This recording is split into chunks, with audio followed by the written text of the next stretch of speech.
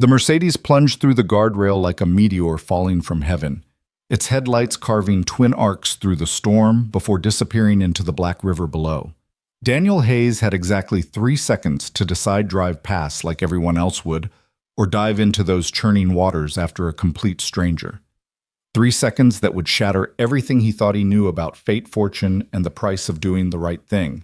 Friends settle in for a story that proves sometimes the poorest among us possess the richest hearts.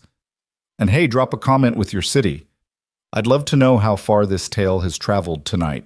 The rain hammered against Daniel Hayes' windshield with the fury of 1,000 angry fists, each drop exploding into silver fragments that blurred the world beyond recognition. His 2003 Honda Civic groaned with every gust of wind that swept across Riverbend Bridge, the old suspension creaking like arthritic joints. Daniel gripped the steering wheel tighter, his calloused hands aching from another 12-hour shift at Morrison Manufacturing, where he operated the same metal press that had claimed 2 of his fingers 8 years ago, back when safety regulations were more suggestion than requirement. "Just get home," he muttered to himself, squinting through the storm. "Maya's got that science project due tomorrow, and Lily needs her lunch money for the field trip." The dashboard clock glowed 11:47 p.m. in sickly green digits.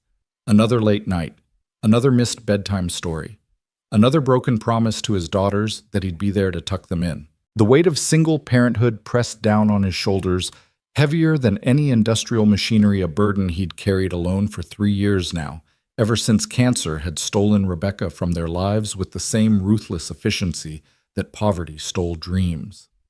Lightning split the sky, illuminating the bridge in stark photographic clarity for one brilliant moment. That's when Daniel saw it, a black Mercedes-Benz S-Class, the kind of car that cost more than he'd make in 5 years hydroplaning across 3 lanes of traffic. Time seemed to crystallize each second, stretching like heated glass as the luxury vehicle spun in an elegant, deadly ballet toward the bridge's edge.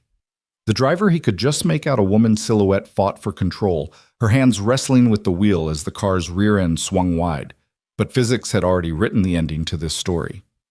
The Mercedes struck the guardrail at 60 miles per hour, the metal barrier crumpling like aluminum foil. For one impossible moment, the car seemed to hover at the edge, balanced between safety and disaster, its xenon headlights blazing into the void. Then it was gone. The splash was audible even over the storm's rage, a sound that punched through Daniel's chest and grabbed his heart with icy fingers. Without conscious thought, his foot slammed the brake pedal. The Civic skidded to a stop, its worn tires screaming against wet asphalt. 3 other cars swept past him, their drivers either oblivious or unwilling to acknowledge what had just happened. In this city, in this economy, people had learned to mind their own business, to keep their heads down and their problems small. But Daniel Hayes had never learned that lesson. He was out of his car before his brain could catalog all the reasons this was insane. The rain struck him like a physical assault, instantly soaking through his faded Morrison Manufacturing uniform. The name Danny was still visible on the breast pocket embroidered there by Rebecca's careful hands years ago when the world had been kinder and possibilities had seemed endless. Daniel sprinted to the twisted gap in the guardrail, his work boots splashing through puddles that reflected the bridge's sodium lights like pools of liquid gold. 40 feet below the river churned with spring runoff, swollen and angry from 3 days of torrential rain. The Mercedes was already listing to one side, its elegant lines disappearing beneath the black water. The headlights still blazed beneath the surface, twin beacons of fading hope. Son of a... Daniel didn't finish the curse. He was already climbing over the jagged metal, feeling it tear through his pants and bite into his thigh. The pain was distant, unimportant. All that mattered was the rapidly shrinking pocket of air inside that sinking tomb of German engineering. The fall lasted forever, and an instant simultaneously. Daniel had time to think about his daughters, Maya, 15, and brilliant with her mother's eyes and his stubborn streak. Lily, 11, and fearless, who still believed her daddy could fix anything. He thought about the half-finished homework on the kitchen table, the overdue electric bill, the parent-teacher conference he'd have to miss next week, because Morris wouldn't give him the time off. Then the river swallowed him whole. The cold was beyond description, a savage, crushing force that drove every molecule of air from his lungs and tried to stop his heart mid-beat. The current grabbed him immediately, spinning him in the darkness until up and down became meaningless concepts. But those headlights, those blessed beautiful headlights, gave him direction. Daniel forced his numbing limbs to move, swimming with the desperate strength of a man who had too much to live for to die in this muddy grave. The Mercedes had hit the river roof first, flipping in its descent. Now it sat upright on the riverbed, 10 feet down and sinking deeper. The electric system was failing, the lights flickering like dying stars. Daniel dove, his lungs already screaming from the cold and effort. Through the driver's side window he saw her.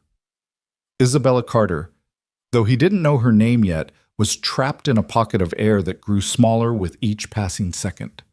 Her designer dress, something that probably cost more than his monthly rent, floated around her like dark silk. Blood traced a delicate line from a gash on her forehead, the red dissolving into the murky water. But her eyes, God, her eyes were alive with terror and determination in equal measure. She wasn't screaming or panicking. She was fighting, pulling at her seatbelt with manicured nails that were already torn and bleeding. Their eyes met through the glass barrier, and something passed between them, a recognition that transcended social class and circumstance. In that moment, she wasn't a millionaire, and he wasn't a factory worker. They were just two human beings separated by 3 inches of German automotive glass and united by the most primal of all equations, life or death. Daniel grabbed the door handle and pulled. Nothing. The water pressure held it sealed better than any lock.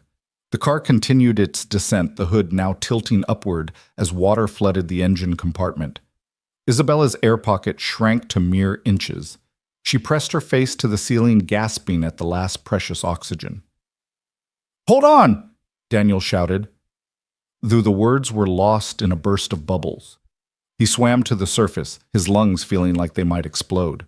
One desperate breath, then down again.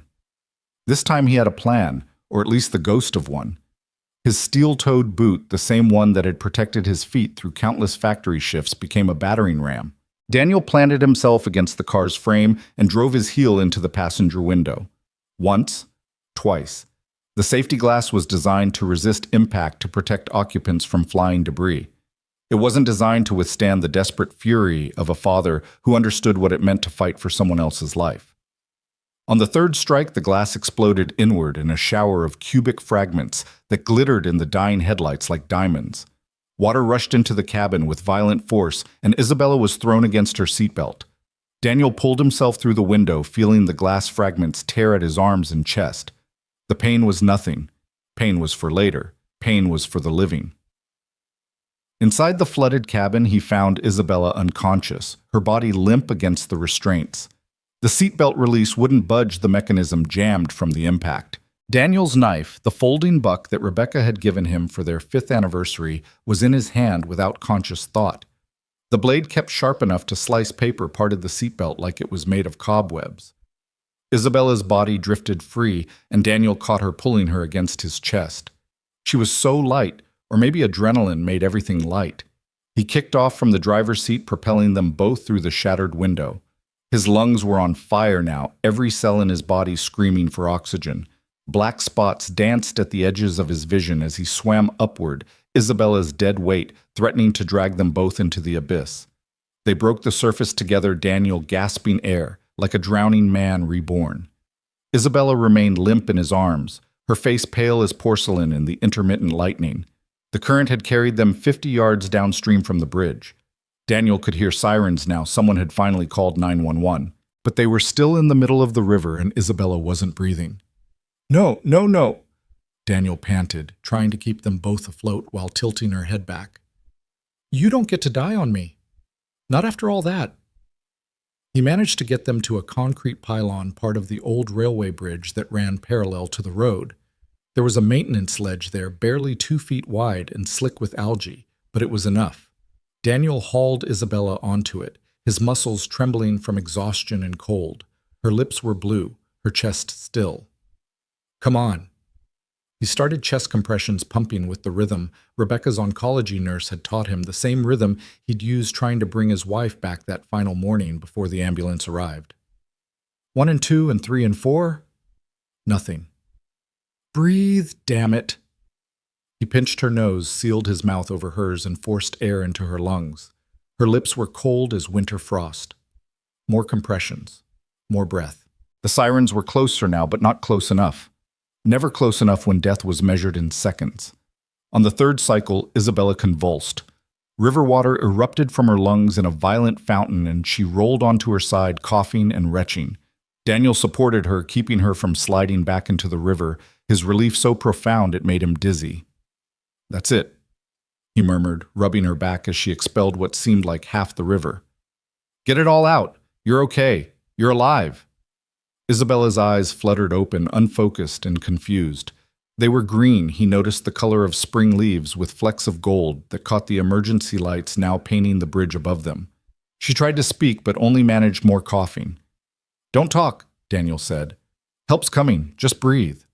She looked at him, then really looked at him, and her hand found his. Her grip was weak but insistent. "You," she managed between gasps. "You saved—" "Shh. Save your strength."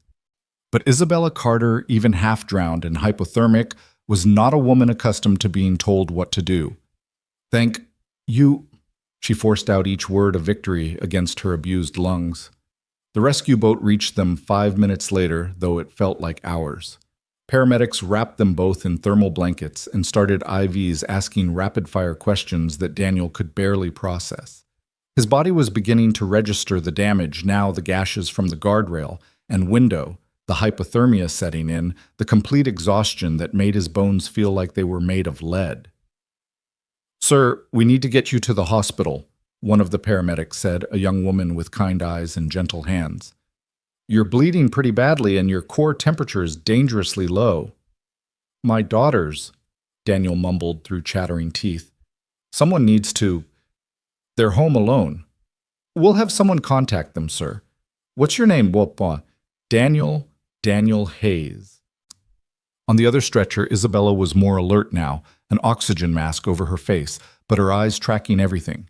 When she heard his name, she turned her head, fighting against the cervical collar they'd placed as a precaution. "Daniel Hayes." She repeated, her voice muffled by the mask, but clear enough. I need to know." "Ma'am, please don't move," her paramedic said. "You could have spinal injuries." Isabella ignored him, her green eyes locked on Daniel's brown ones. "Your information, please. I owe you everything." Daniel wanted to tell her she owed him nothing, that anyone would have done the same. But that was a lie, wasn't it? 3 other cars had driven past, in a world where everyone was struggling to keep their own head above water. Metaphorically speaking, he'd been the only one willing to dive into literal drowning waters for a stranger. "Morrison Manufacturing," he said as they loaded him into the ambulance. "I work the night shift." Isabella nodded once, a gesture that somehow contained a promise, then let the paramedics minister to her. As the ambulance doors closed, Daniel caught a glimpse of the river through the rain-streaked windows. The Mercedes headlights had finally died, leaving nothing but darkness where tragedy had almost claimed another victim. The ride to Riverside General was a blur of medical terminology and vital signs. Daniel's mind kept drifting to his daughters. Mrs. Chen from next door was watching them, but she'd be worried by now. He should have been home an hour ago. The paramedic, her name tag said Jennifer, kept him talking, probably to keep him from sliding into shock. "You did something incredible tonight," she said, adjusting his IV drip. "That woman would be dead if not for you." "Just did what anyone would do," Daniel mumbled, though they both knew that wasn't true. "Most people would have called 911 and watched from the bridge. You risked your life for a complete stranger." Daniel thought about Rebecca, about how she'd faced her cancer with such grace and courage, about how she'd made him promise to keep being the man she'd fallen in love with, the one who did the right thing even when it was hard, especially when it was hard. "My wife," he said, not sure why he was telling this stranger. "She died 3 years ago, cancer. Before she went, she made me promise to teach our girls that people matter, that we're all in this together. How could I face them if I'd just driven past?" Jennifer squeezed his shoulder gently. "Your wife sounds like she was an amazing woman." "She was." Daniel closed his eyes, seeing Rebecca's face in his mind, not as she'd been at the end ravaged by chemo and radiation, but as she'd been on their wedding day, radiant with joy and possibility. "She really was." At the hospital, they rolled him into the emergency department, the fluorescent lights harsh after the darkness of the night. He could hear Isabella being brought in behind him, her voice stronger now, asking questions and making demands. Even half dead, she had the tone of someone accustomed to being in charge. "I need a phone," she was saying. "I need to call my office. There are things that need to be—" "Ma'am, it's past midnight," a nurse said patiently. "And you nearly drowned. The office can wait." "You don't understand. I have responsibilities. There are people depending on—" Her voice faded as they took her to a different treatment room. Daniel found himself oddly disappointed. In those intense moments in the river, he'd felt connected to her in a way that defied explanation. Now returned to the regular world with its regular boundaries, she was just another rich person whose life had briefly intersected with his. Dr. Patel, the emergency physician who treated Daniel, was thorough and professional. 17 stitches for the gash on his thigh, 8 more for his arms. Antibiotics for the river water he'd swallowed. Warming blankets and heated IV fluids for the hypothermia. Blood tests to check for infection or contamination. "You're lucky," Dr. Patel said, reviewing his chart. "A few more minutes in that water, and we'd be having a different conversation. The human body isn't designed for that kind of cold stress." "Will I be able to work tomorrow?" Daniel asked. "I mean, today. My shift starts at noon." Dr. Patel looked at him like he'd suggested running a marathon. "Mr. Hayes, you nearly died tonight. You need at least a week of rest, possibly more. Those wounds need time to heal, and your body needs to recover from the trauma." "I can't miss a week of work. I've got bills, kids to feed." "You also have a body that's been through severe trauma. If you don't let it heal, you could end up with complications that keep you out of work even longer." Daniel wanted to argue, but he knew the doctor was right. He also knew that Morrison Manufacturing had a strict attendance policy. A week off without proper documentation would mean termination. And in this economy, in this town, factory jobs weren't exactly growing on trees. "Could you write me a note?" he asked. "Something official that explains why I can't work." "Of course, I'll make sure it's thoroughly documented. You saved someone's life tonight, Mr. Hayes. Any employer worth their salt should understand that." Daniel didn't bother explaining that Mr. Morrison's salt came from the tears of his workers. The man had once fired a woman for missing 3 days when her son was in the ICU. Compassion wasn't part of the Morrison Manufacturing business model. A knock on the door interrupted his dark thoughts. A woman entered, not a nurse or doctor, but someone in an expensive suit that had somehow remained immaculate despite the late hour. She was in her 50s, with silver hair pulled back in a bun and sharp eyes that missed nothing. "Mr. Hayes? My name is Margaret Stern. I'm Ms. Carter's chief of staff." "Ms. Carter." "Isabella Carter, the woman you pulled from the river. She's asked me to check on you and ensure you're receiving the best possible care." Daniel struggled to sit up straighter, wincing as the movement pulled at his stitches. "I'm fine. The doctors here are taking good care of me." Margaret's expression softened slightly. "She also wanted me to give you this." She handed him a business card, heavy stock embossed lettering. "Isabella Carter, CEO, Carter Innovations. She'd like to speak with you when you're both feeling better. And she asked me to ensure your family is taken care of tonight. Is there anyone who needs to be notified about your condition?" "My daughters, they're with the neighbor, but if you give me the address, I'll have someone check on them immediately. We can arrange for extended childcare if needed or transportation to visit you here." Daniel stared at the card, running his thumb over the raised letters. Carter Innovations. Even he had heard of them. They were the biggest tech company in the state, pioneering medical devices that were revolutionizing healthcare, the kind of company that factory workers like him only saw in newspaper headlines about billion-dollar valuations. "That's very kind, but we're managing fine." He said, his pride rising like a defensive wall. Margaret studied him for a moment, then nodded. "I understand, but please keep the card. Miss Carter takes her debt seriously, and she considers what you did tonight to be a debt that can never fully be repaid. Whatever you need, whenever you need it, you call that number." After she left, Daniel held the card up to the harsh hospital light.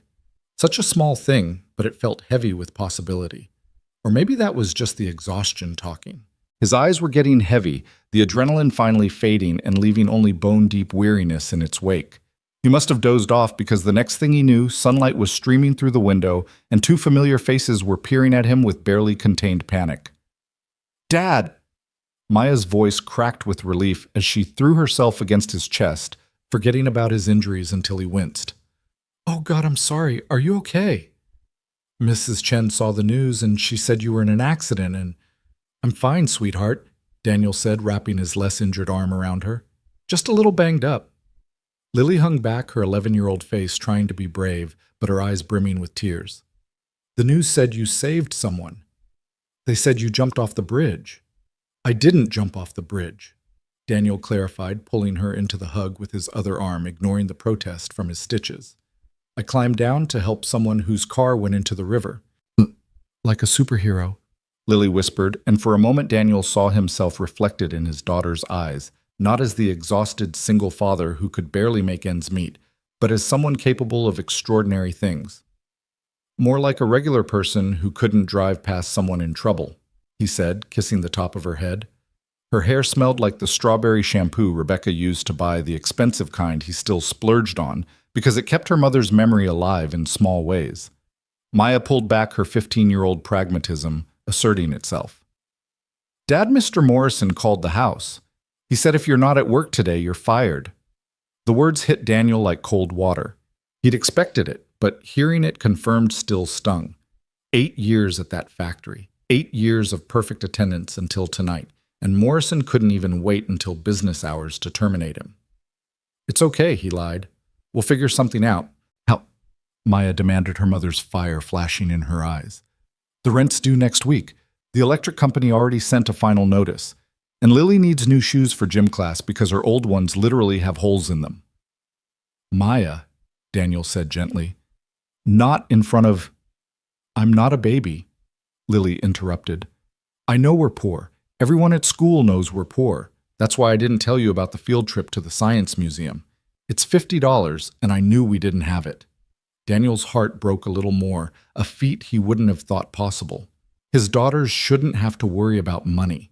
They should be thinking about boys and homework and what videos to watch on YouTube, not whether their father could afford to keep the lights on. "Listen to me, both of you," he said, pulling them close again. "Being poor isn't something to be ashamed of. We have each other, we have our home, and we have our dignity. Your mother and I—" "Mom would have jumped in that river too," Maya said quietly. "Even if it meant leaving us, because that's who you both were. Are. The kind of people who help."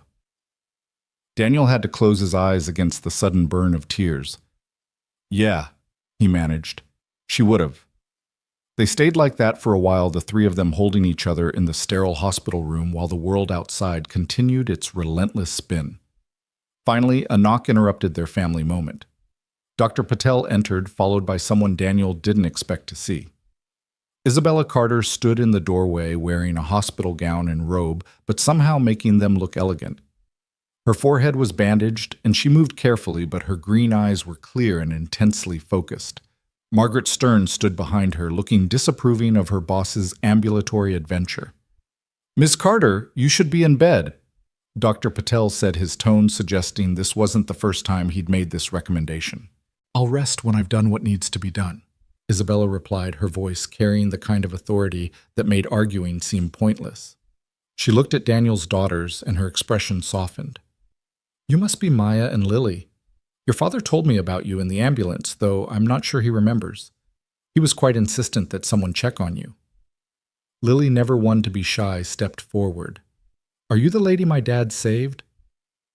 "I am." Isabella moved into the room, her movements careful but determined. "And I owe him, and by extension you, a debt I can never fully repay." "We don't need—" Daniel started, but Isabella held up a hand. "Mr. Hayes, I understand you were terminated from your position at Morrison Manufacturing because of last night's events. How did you—" "I make it my business to know things," Isabella said simply. "It's how I've built my company." "It's also how I know you're a single father, that your wife Rebecca passed away 3 years ago from complications related to breast cancer, that you've been working double shifts to cover medical debts, and that you have an engineering degree from State University that you've never been able to use because you had to take the first job available when Rebecca got sick. Daniel felt exposed, vulnerable. You investigated me. I investigated the man who risked everything to save a stranger, Isabella corrected. And I found someone remarkable, someone who deserves better than being discarded by a small-minded factory owner who can't recognize heroism when it literally makes the morning news. She turned to Maya and Lily. Your father didn't just save my life last night. He gave me something I'd lost faith that there are still people in this world who do the right thing without calculating the cost. That's rarer than you might think, especially in my world. Ms. Carter. Daniel said, his voice tight. We appreciate your gratitude, but I'm offering you a job, Isabella interrupted. At Carter Innovations, we're developing a new medical device, something that could revolutionize emergency trauma care. I need someone on my team who understands what it means to make split-second decisions when lives are on the stake. Someone with engineering training and real-world experience. The room went silent. Even Lily, who usually had something to say about everything, seemed stunned. Daniel's mind struggled to process what he was hearing. A job at Carter Innovations. That was like offering a minor league baseball player a starting position with the Yankees. I'm not qualified, he said automatically. My degree is 8 years old. I haven't kept up with the technology. You pulled me from a sinking car in a freezing river at night, Isabella said. That tells me everything I need to know about your qualifications. The rest can be learned. What can't be taught is character, and you've already proven you have that in abundance. Maya grabbed Daniel's hand. Dad, you have to take it. It's not that simple, honey. There are considerations. The starting salary is $90,000 a year, Isabella said as casually as if discussing the weather. Full medical and dental benefits, flexible hours to accommodate your family responsibilities, and a signing bonus of $20,000 to help with any immediate financial pressures. Daniel couldn't breathe. $90,000. He made $32,000 at the factory, and that was with overtime. The signing bonus alone would clear their debts and leave enough for an emergency fund, something they hadn't had since Rebecca's illness drained their savings. Why? He asked, needing to understand. You could hire anyone. Why me? Isabella moved closer, and for a moment the CEO facade cracked, revealing something more vulnerable underneath. Because when I was drowning in that car, convinced I was about to die, you appeared like some kind of guardian angel. You didn't know who I was. For all you knew, I could have been anyone, a criminal, an addict, someone who'd made terrible choices. But you came anyway. She paused, seeming to gather herself. My father built Carter Innovations from nothing. He always said that a company is only as good as its people, and that the best people are those who understand that success isn't just about profit, it's about purpose. You have purpose, Mr. Hayes. I want that purpose working for my company. Can we come too? Lily asked suddenly. To the company I want to see where Dad would work. Isabella smiled, the expression transforming her face from corporate executive to something warmer, more human. Of course. In fact, Carter Innovations has an excellent internship program for high school students. She looked at Maya. If you're interested in science or technology, we'd be happy to have you apply when the time comes. Maya's eyes went wide. Really? Really? We believe in investing in the next generation. Your father saved my life, but you and your sister are his life. That makes you important to me as well. Daniel looked at his daughters, seeing the hope in their faces, hope that had been dimmed by 3 years of struggle and loss. Then he looked at Isabella Carter, this woman who'd literally fallen into his life and was now offering to change it completely. When would I start? He heard himself ask. Isabella's smile widened. As soon as you're medically cleared, Dr. Patel suggests a week of recovery. I'd prefer 2 weeks paid, of course, to ensure you're fully healed. Margaret will handle all the paperwork and arrange for movers to help if you need to relocate closer to our offices. Movers?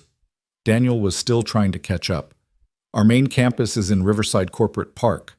The commute from your current address would be over an hour each way. We have several corporate housing options available, or I can have my real estate team help you find something suitable. The signing bonus should cover any deposits or moving expenses. It was too much too fast. Daniel felt like he was drowning again, but this time in possibility rather than river water. I need to think about this. Of course.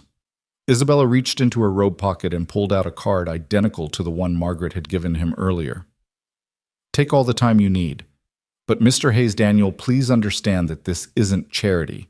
This isn't pity or some misguided sense of obligation. I'm offering you this position because I believe you'll be an asset to my company. The fact that you saved my life just means I got to see your character before a traditional interview would have revealed it. She turned to leave, then paused at the door. Oh, and Mr. Morrison, the owner of your former workplace. He'll be receiving a call from my legal team regarding wrongful termination. Colorado law protects employees who miss work due to emergency situations, especially those involving the preservation of human life. I believe the penalties can be quite substantial. That's not necessary, Daniel started. Yes, Isabella said firmly. It is. People like Morrison thrive because no one holds them accountable. Consider it my first lesson in your new position. Never let anyone get away with doing the wrong thing when you have the power to stop them. After she left the room, felt smaller somehow, as if her presence had expanded the walls and her absence had let them contract again. Daniel's daughters were both staring at him with expressions of awe and excitement. Dad, Maya said slowly, did you just get offered a job that pays 3 times what you were making? I think so, Daniel said, still not quite believing it himself. And did she just say she was going to sue Mr. Morrison? I think so. Lily bounced on her toes. This is the best day ever. Well, except for you almost dying. That part was terrible, but the rest is amazing. Daniel pulled them both close again, breathing in the reality of his family, of their continued existence together, despite everything life had thrown at them. Your mom would have been proud, he murmured. She is proud, Maya corrected. Wherever she is, she's proud. Dr. Patel returned a few minutes later to check Daniel's vitals and change his bandages. Ms. Carter is quite a force of nature, he observed. She's already arranged for you to have a private room for your recovery, and she's insisted on covering all medical expenses not handled by insurance. She doesn't need to do that. Try telling her that, Dr. Patel said with a wry smile. I've been her physician for 5 years, and I've never once won an argument with her. The woman could negotiate with death itself and probably get a better deal. As if to prove his point, Margaret Stern appeared again, this time with a tablet and a stack of paperwork. Mr. Hayes, I've taken the liberty of preparing the employment contracts for your review. I've also arranged for a car service to take your daughters home whenever they're ready, and I've had groceries delivered to your apartment so you don't need to worry about shopping when you're discharged. That's really not necessary, Margaret finished. Perhaps not, but Ms. Carter was quite specific in her instructions. She said, and I quote, "That man dove into a freezing river without hesitation. The least we can do is make sure his children don't have to worry about dinner." She handed him the tablet. The employment contract is straightforward, but I recommend having a lawyer review it. If you don't have one, we can provide a referral to an independent attorney who can advise you. Daniel looked at the contract, the numbers still seeming surreal. But it wasn't just the salary that caught his attention. It was the job description. Senior Engineering Consultant, Trauma Response Division. They were creating a position specifically for him built around his unique combination of technical knowledge and real-world experience. This division, he said, what exactly would I be doing? Margaret's professional demeanor warmed slightly. Ms. Carter has been developing what she calls the Lifeline Project, a portable medical device that can stabilize trauma patients in the field. The problem has been that the engineers designing it have never actually been in true emergency situations. They're brilliant, but they design for ideal conditions. You would bring practical experience to the team, helping them understand what first responders and civilians actually need when every second counts. Like last night, Maya said quietly. Dad would help them design things for people like him who have to make decisions when everything's going wrong. Exactly, Margaret confirmed. Your father's experience, both his technical training and his practical heroism, makes him uniquely qualified for this role. Daniel signed the contract before he could talk himself out of it. Maybe it was reckless. Maybe he should have had someone review it first, but something in his gut told him this was right. This was the opportunity Rebecca would have wanted him to take the chance to use his education and experience to make a real difference. Excellent, Margaret said, taking the tablet back. I'll have it set up your company email and send you information about orientation. In the meantime, focus on recovering. Ms. Carter is serious about you taking at least 2 weeks to heal properly. The rest of the day passed in a blur of visitors and phone calls. The story had made not just local but national news. Factory worker risks life to save tech CEO. And suddenly, everyone wanted to talk to Daniel. He declined all interview requests, having no interest in becoming a media sensation. But he couldn't avoid everyone. His supervisor from Morrison Manufacturing, Ted Rawlings, called to personally apologize. Danny, I'm so sorry about what happened. Morrison's decision, not mine. You know I'd keep you if I could. It's okay, Ted, Daniel said, meaning it. Ted was a good man trapped in a bad system. I've actually got something else lined up. Already? That's fantastic. Where? Carter Innovations. The silence on the other end was so long, Daniel thought the call had dropped. Then Ted whistled low. Holy shit, Danny! From the factory floor to Carter Innovations, that's like going from the minor leagues straight to the World Series. It's just a job, Daniel said, though he knew it was more than that. No, it's not, Ted said. It's a chance. Don't waste it. That evening, as visiting hours were ending and his daughters reluctantly prepared to leave with the car service Margaret had arranged, Isabella Carter appeared one more time. She moved more easily now, though, still carefully, and she'd changed into regular clothes, designer jeans and a sweater that probably cost more than Daniel's entire wardrobe. I wanted to check on you before I'm discharged, she said, and to thank you again. You've thanked me enough, Daniel said. More than enough. The job offer is a business decision, Isabella interrupted, but this is personal. She pulled a chair close to his bed and sat down, her green eyes serious. I need to tell you something about last night, about why I was on that bridge. Daniel waited, sensing this was important. I was coming back from visiting my father's grave, she said quietly. It was the 10th anniversary of his death. He built Carter Innovations from nothing, and I've spent every day since trying to live up to his legacy. But lately I've been wondering if I've lost sight of what he really wanted to build. Not just a successful company, but one that made a difference. She paused, seeming to gather her thoughts. I've been so focused on profit margins and market share that I'd forgotten why we started the medical device division in the first place. My father had a heart attack at 55. The ambulance took too long, the field treatment was inadequate, and he died before reaching the hospital. He might have lived if the emergency response had been better equipped. I'm sorry, Ed, Daniel said, understanding now why the Lifeline project was so important to her. Last night when I was trapped in that car, I thought about him. I thought about how I was going to die the same way because help couldn't reach me in time. And then you appeared. She met his eyes. You weren't a trained rescue worker. You didn't have special equipment. You were just a man with the courage to act when it mattered. That's what the Lifeline project needs, someone who understands that emergencies aren't clean, controlled situations. They're chaos, and the tools we design need to work in chaos. I'll do my best, Daniel promised. I know you will. Isabella stood. One more thing. My head of security pulled the footage from the bridge cameras. 3 cars passed before you stopped. 3 drivers who saw what happened and chose to keep driving. I've been successful in business because I can read people, and I've learned that the best predictor of future behavior is past behavior. You stopped when others didn't. That tells me everything about who you are. She extended her hand and Daniel shook it, feeling the strength in her grip despite her ordeal. Welcome to Carter Innovations, Daniel Hayes. I have a feeling you're going to change more than just our product designs. After she left, Daniel lay in the darkening room watching the sun set through his window. 24 hours ago, he'd been a factory worker struggling to make ends meet, wondering how he'd pay the electric bill and buy his daughter new shoes. Now he was a senior consultant at one of the most innovative companies in the country with a salary that would transform his family's life. All because he'd chosen to stop on a bridge in a storm. Rebecca would have laughed at the cosmic justice of it all. She'd always believed that the universe had a plan, that good things came to those who did good. Daniel had lost that faith when cancer took her, when medical bills destroyed their savings, when he'd had to watch his daughters learn to live with less while their classmates had more. But maybe, just maybe, Rebecca had been right all along. His phone buzzed with a text from Maya. "Dad, there's been a delivery, like a huge delivery. The living room is full of boxes."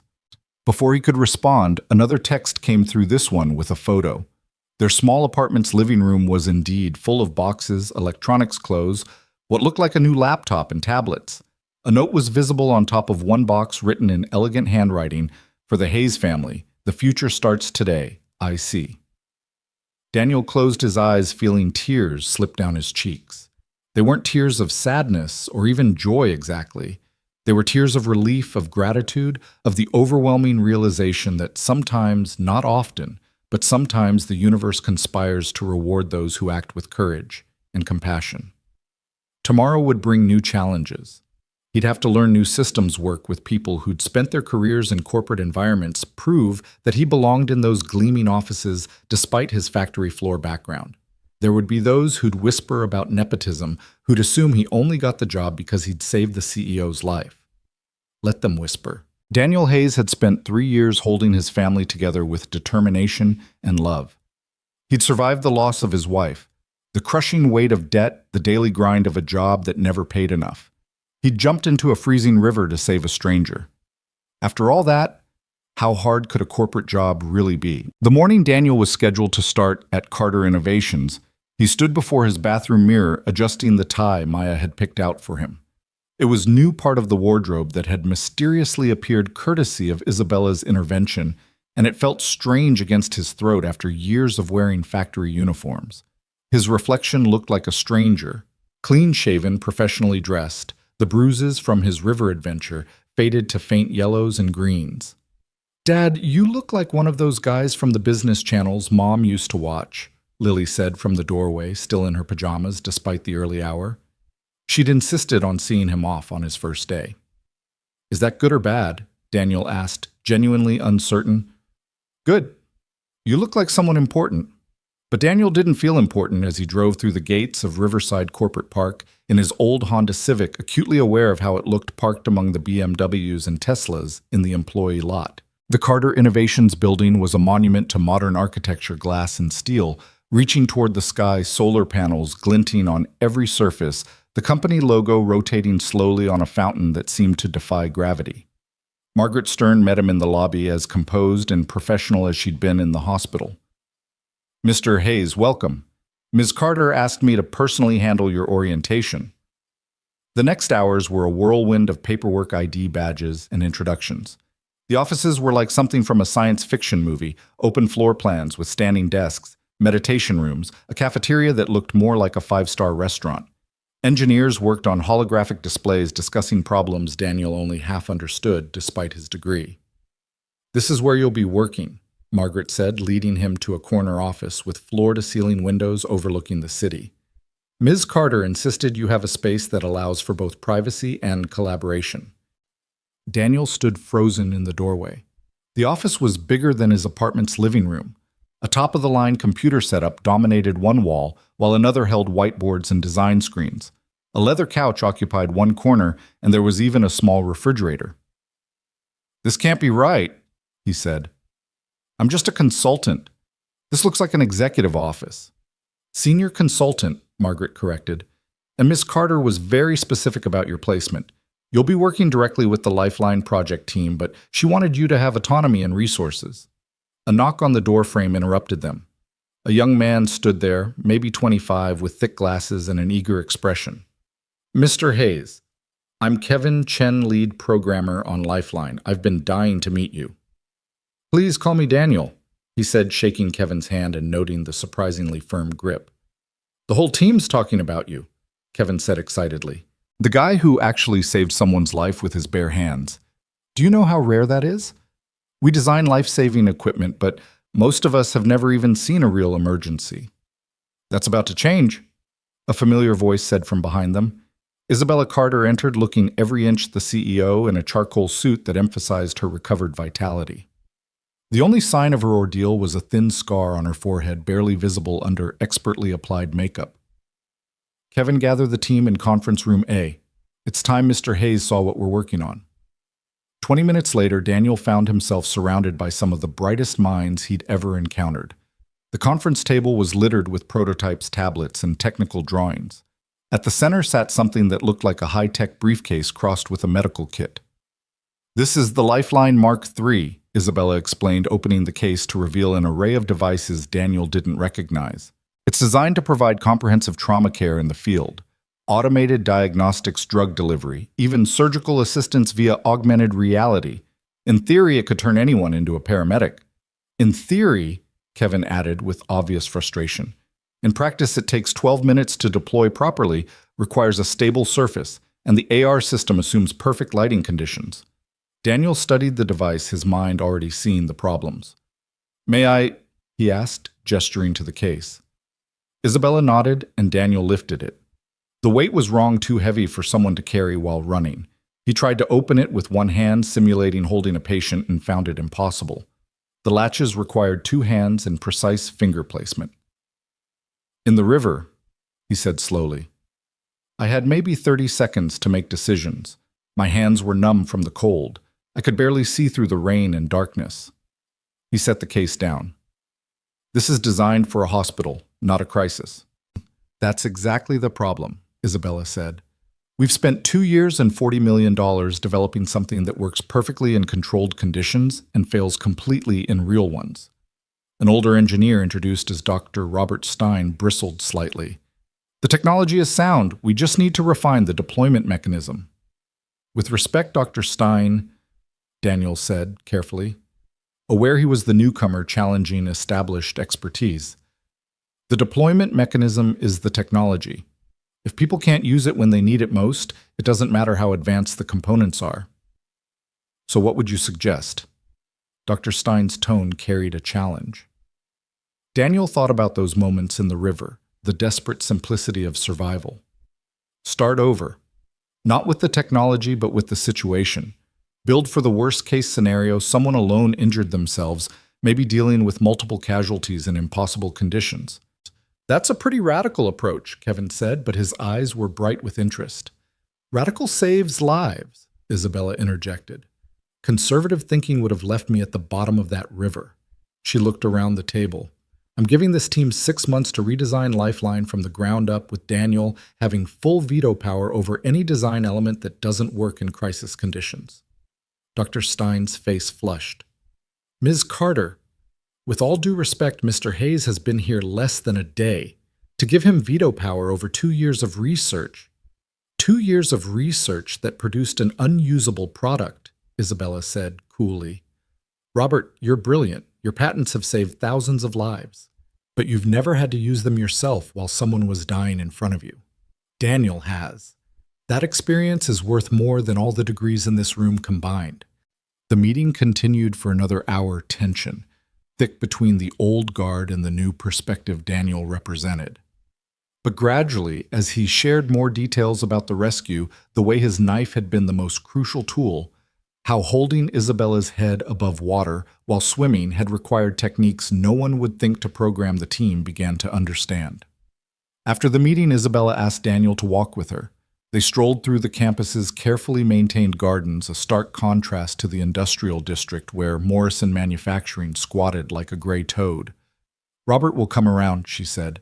"He's protective of his work, but he's not stupid. He knows Lifeline isn't ready." "I don't want to alienate your team," Daniel said. "They've forgotten more about medical technology than I'll ever know." "But you know something they don't, what it feels like when someone's life is literally in your hands." Isabella paused by a bench, turning to face him. "I need to tell you something. The night of the accident wasn't random. Someone wanted me dead." Daniel felt the world tilt slightly. "What?" "My brake lines were cut. Not obviously just enough to fail under stress, like taking a turn too fast in the rain. The police are investigating, but I have my own security team looking into it." "Why are you telling me this?" "Because if you're working closely with me, you could become a target too. You deserve to know the risk." Daniel thought about his daughters, about the new stability he'd just found for them. Then he thought about Isabella in that sinking car fighting against her seatbelt with bloody fingers. Someone tried to kill you, and your response is to keep going to work. My response is to find out who and why, Isabella corrected. The best defense is understanding your enemy, and right now I need people around me I can trust. You jumped into a river for a stranger. That makes you more trustworthy than anyone else in my orbit. You can't run a company based on who would jump in rivers for you. No, but I can build an inner circle that way. She started walking again. There's a board meeting next week. Some members are pushing for a merger with Nexus Pharmaceuticals. I've been blocking it because Nexus has a history of buying innovative companies and shelving their research to protect existing profits. And someone thought killing you would clear the path for the merger. That's one theory. Another is that someone wants to steal the lifeline technology before we can patent the final version. The medical device industry is worth billions, and a truly functional field trauma system would revolutionize emergency medicine. They'd reached the building's main entrance again. Through the glass, Daniel could see employees moving with purpose, building the future one innovation at a time. It was a far cry from the repetitive monotony of the factory floor. I should have told you this before you signed the contract, Isabella said. If you want to reconsider— My wife died of cancer, Daniel interrupted. Slow, painful, watching her fade a little more each day. If someone wants to come after me, at least it'll be quick.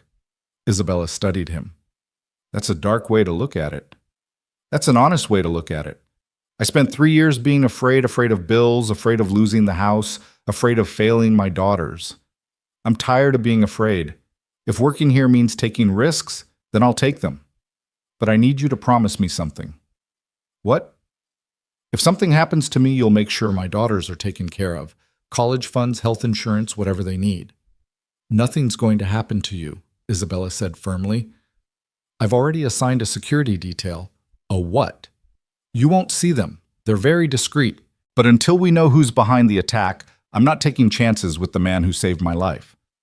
Daniel wanted to protest, but the set of Isabella's jaw suggested it would be pointless. My daughters are covered too. Like I said, discreet. They won't even know they're being watched. The next days blurred together in a combination of intensive learning and gradual integration. Daniel spent mornings with the Lifeline team, challenging assumptions and offering perspectives that made Dr. Stein alternately frustrated and intrigued. Afternoons were dedicated to catching up on 8 years of technological advancement, with Kevin serving as an enthusiastic tutor. You're picking this up faster than expected, Kevin said one afternoon as they reviewed the latest diagnostic algorithms. Your engineering foundation is solid. Rebecca used to say I was too stubborn to admit when something was too hard for me, Daniel replied, then caught himself. He'd been mentioning his wife more lately, as if the new environment had loosened the tight grip he'd kept on his grief. She sounds like she was special. She was. Daniel pulled up a photo on his phone, Rebecca, at their last Christmas together, thin from chemo, but smiling, surrounded by wrapping paper and their daughter's laughter. She would have loved this place. She was always pushing me to do more with my degree. Why didn't you? Life. Kids came early before we were really ready. Rebecca's parents died in a car accident, leaving medical bills. My dad had a stroke and needed care. There was always something more immediate than career advancement. Kevin adjusted his glasses, a nervous habit Daniel had noticed. My parents sacrificed everything to send me to MIT. Sometimes I feel guilty working here, making more in a year than they made in 10. Don't, Daniel said firmly. Parents sacrifice so their kids can have better lives. The best way to honor that is to succeed. A commotion in the hallway interrupted them. Raised voices, then the sharp crack of something breaking. Daniel was moving before his brain fully processed the sound, old instincts from years of factory accidents taking over. In the main lab, Dr. Stein stood amid the wreckage of what had been a prototype, his face flushed with rage.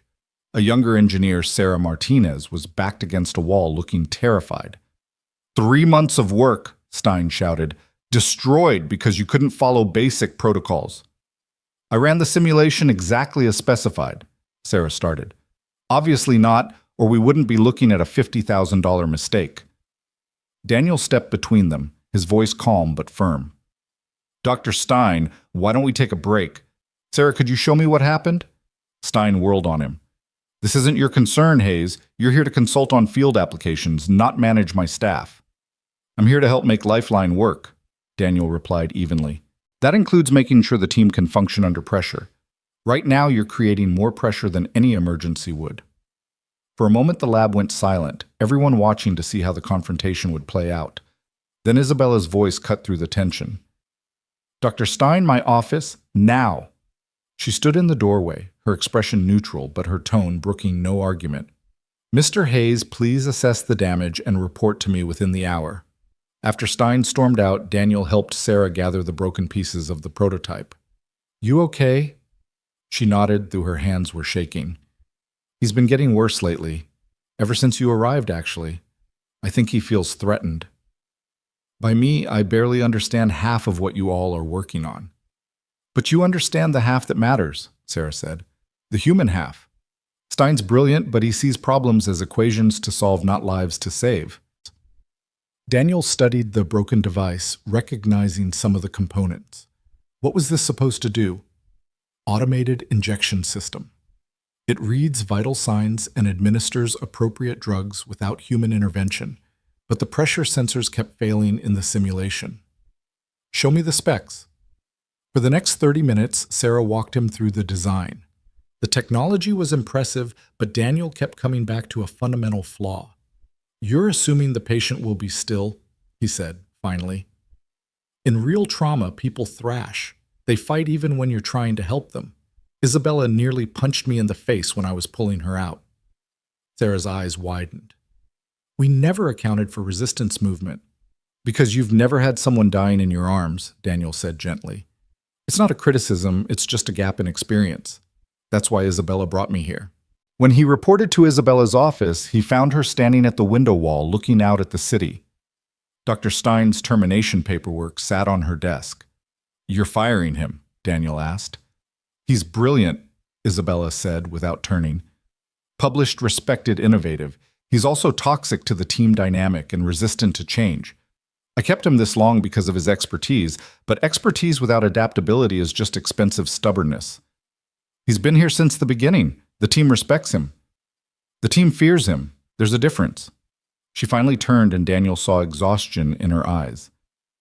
I need you to take over as project lead. What? No. I've been here 2 weeks. I'm not qualified. You just solved in 30 minutes what Stein couldn't fix in 3 months. Sarah texted me about the movement resistance issue. It's brilliant in its simplicity. It's common sense if you've been in actual emergencies. Exactly. That's what Lifeline needs, common sense from someone who's been there. She moved to her desk, pulling up holographic displays of various prototypes. I'm restructuring the entire project. You'll lead the practical design team. Kevin will handle software integration. Sarah will manage biomedical components. Together, you'll build something that actually works. Dr. Stein's supporters won't accept this. You could have a revolt. Then they can revolt elsewhere. I didn't build this company by committee, and I won't save lives that way either. She paused, studying him. There's something else. My security team found evidence of internal communication between Stein and Nexus Pharmaceuticals. Daniel felt the pieces clicking together. He was feeding them information, possibly, or he was positioning himself for a job after the merger he assumed would happen after my death. Isabella's voice was steady, but Daniel heard the betrayal underneath. I trusted him with my father's legacy, and he may have been part of the plot to kill me. You need to involve the police. I have. They're building a case, but they need more evidence. In the meantime, I need someone running Lifeline I can trust absolutely. Daniel thought about his daughters, about the risk he'd be taking. Then he thought about all the people who might die without the technology they were developing. Okay, but we do this my way. No more ivory tower development. We test everything in real conditions. We bring in paramedics, emergency room doctors, even military medics. We build for the worst day, not the best. Isabella smiled, the first genuine smile he'd seen from her since the hospital. That's exactly what I hoped you'd say. The transition wasn't smooth. 3 engineers quit when Daniel was announced as project lead, calling it insulting to be led by someone with no advanced degrees or publications. But for everyone who left, Isabella found hungry young talents eager to work on something revolutionary. Daniel instituted Reality Fridays, where the team would simulate actual emergency conditions. They'd work in the rain and the dark, with artificial injuries limiting their mobility. Kevin initially protested that it was unnecessarily dramatic, but changed his mind when he couldn't open the first aid kit with gloves simulating blood-slicked hands. "This is impossible," he gasped, fighting with a simple latch. "Now imagine you're doing it while someone's screaming," Daniel said, "while their family is begging you to save them, while you can hear sirens in the distance but know they won't arrive in time." Sarah revolutionized the drug delivery system by abandoning automation altogether, instead creating color-coded, shape-specific modules that could be identified by touch alone. Green triangles for adrenaline, red circles for morphine, blue squares for anticoagulants. Simple, foolproof, designed for chaos. The breakthrough came 6 weeks into Daniel's leadership during a particularly frustrating night session. The team had been working 18-hour days trying to meet Isabella's aggressive deadline. Daniel found himself alone in the lab at 2 a.m. surrounded by failed prototypes. "You should go home," Isabella said from the doorway. She was still in her work clothes, looking as tired as he felt. "Your daughters need you." "They're with Mrs. Chen tonight. Maya has a calculus test tomorrow, and she focuses better there.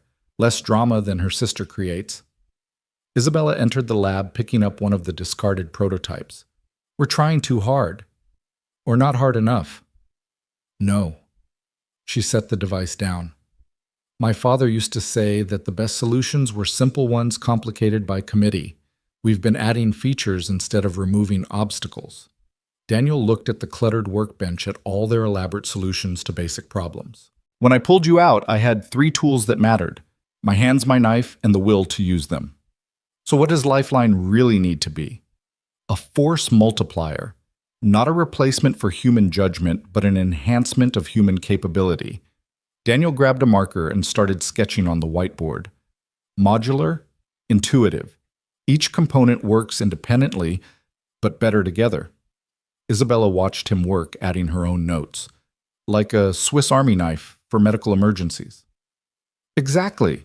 If someone only has time to grab one component, it should still be useful. But if they have the full kit, they can perform miracles." Isabella's eyes were bright with possibility. This could work.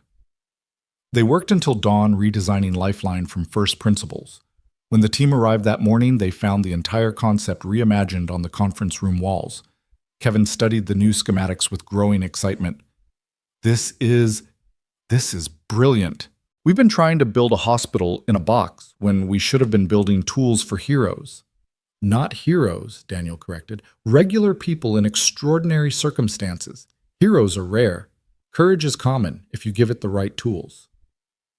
The new design phase moved with unprecedented speed. Without Stein's rigid oversight, the team flourished. Sarah's medical components became elegant in their simplicity. Kevin's software focused on guidance rather than automation. Daniel insisted every piece be tested by people with no medical training, including Lily when she visited the office. "If an 11-year-old can't figure it out in 30 seconds, it's too complicated," he said, watching his daughter successfully apply a prototype emergency bandage to a mannequin. "Dad, this is so cool," Lily exclaimed. "It shows me exactly where to put pressure." Isabella watched from the doorway, a strange expression on her face. Later, she pulled Daniel aside. "Your daughters are remarkable. They get it from their mother. They get it from both parents." She hesitated, then continued. "I've been thinking about the foundation my father started. It provides scholarships for underprivileged students interested in STEM fields. I'd like Maya to apply. She's only a sophomore. The program includes mentorship and summer internships. She'd be perfect for it." Daniel felt his throat tighten. "Isabella, you've already done so much. This isn't charity. Your daughter has a brilliant mind. It would be criminal to let financial constraints limit her potential." She paused. "Besides, purely selfishly, I need more people like your family in my life. People who understand that success means nothing without purpose." Before Daniel could respond, alarms began blaring through the building. Not fire alarms, security alerts. "Lockdown protocol activated," the building's AI announced. "All personnel remain in place." Isabella's phone buzzed. She answered, her face paling as she listened. There's been a breach in the server room. Someone's trying to steal the lifeline data. They ran toward the security center, Daniel keeping pace with Isabella, despite her longer legs. The hallways were eerily empty employees following lockdown procedures. In the security office, monitors showed a figure in black moving through the server room, downloading files to a portable drive. How did they get past the biometric locks? Isabella demanded. The security chief, Thomas, pulled up access logs.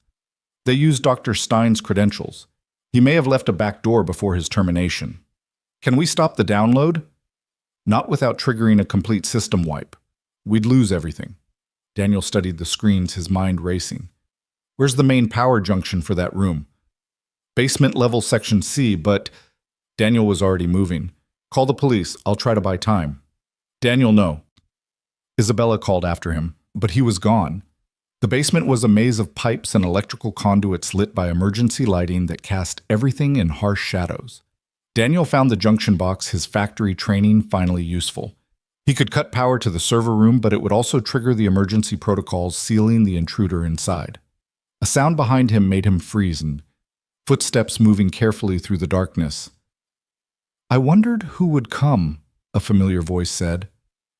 Dr. Stein emerged from the shadows holding what looked like a modified taser. I should have guessed it would be you. The hero complex is strong. Robert, what are you doing? Taking what's mine. 2 years of my life went into Lifeline. Isabella wants to give it away, make it affordable for everyone. Do you know how much money we're losing? We're talking about saving lives. We're talking about billions of dollars. Stein's composure cracked. Nexus offered me 8 figures for the complete designs, enough to fund my own research for decades. So you tried to kill Isabella.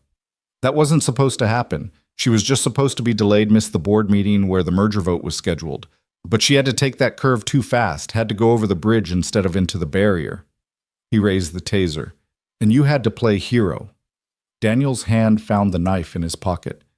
Rebecca's gift, the one that had saved Isabella's life. You don't want to do this, Robert. No, but I will. The intruder upstairs is a professional. By the time they investigate, the trail will lead to industrial espionage from China. You'll be collateral damage, killed trying to stop them. Stein fired the taser, but Daniel was already moving, factory reflexes and riverborn instincts combining. The probe struck the electrical panel behind him, sending sparks cascading through the basement. In the strobing light, Daniel closed the distance, his shoulder catching Stein in the midsection. They went down hard, rolling across the concrete floor. Stein was taller, but Daniel was stronger, years of manual labor having built muscle that gym workouts couldn't match. Still, Stein fought with the desperation of a man facing prison, his elbow catching Daniel's still healing ribs. The knife skittered away, lost in the darkness.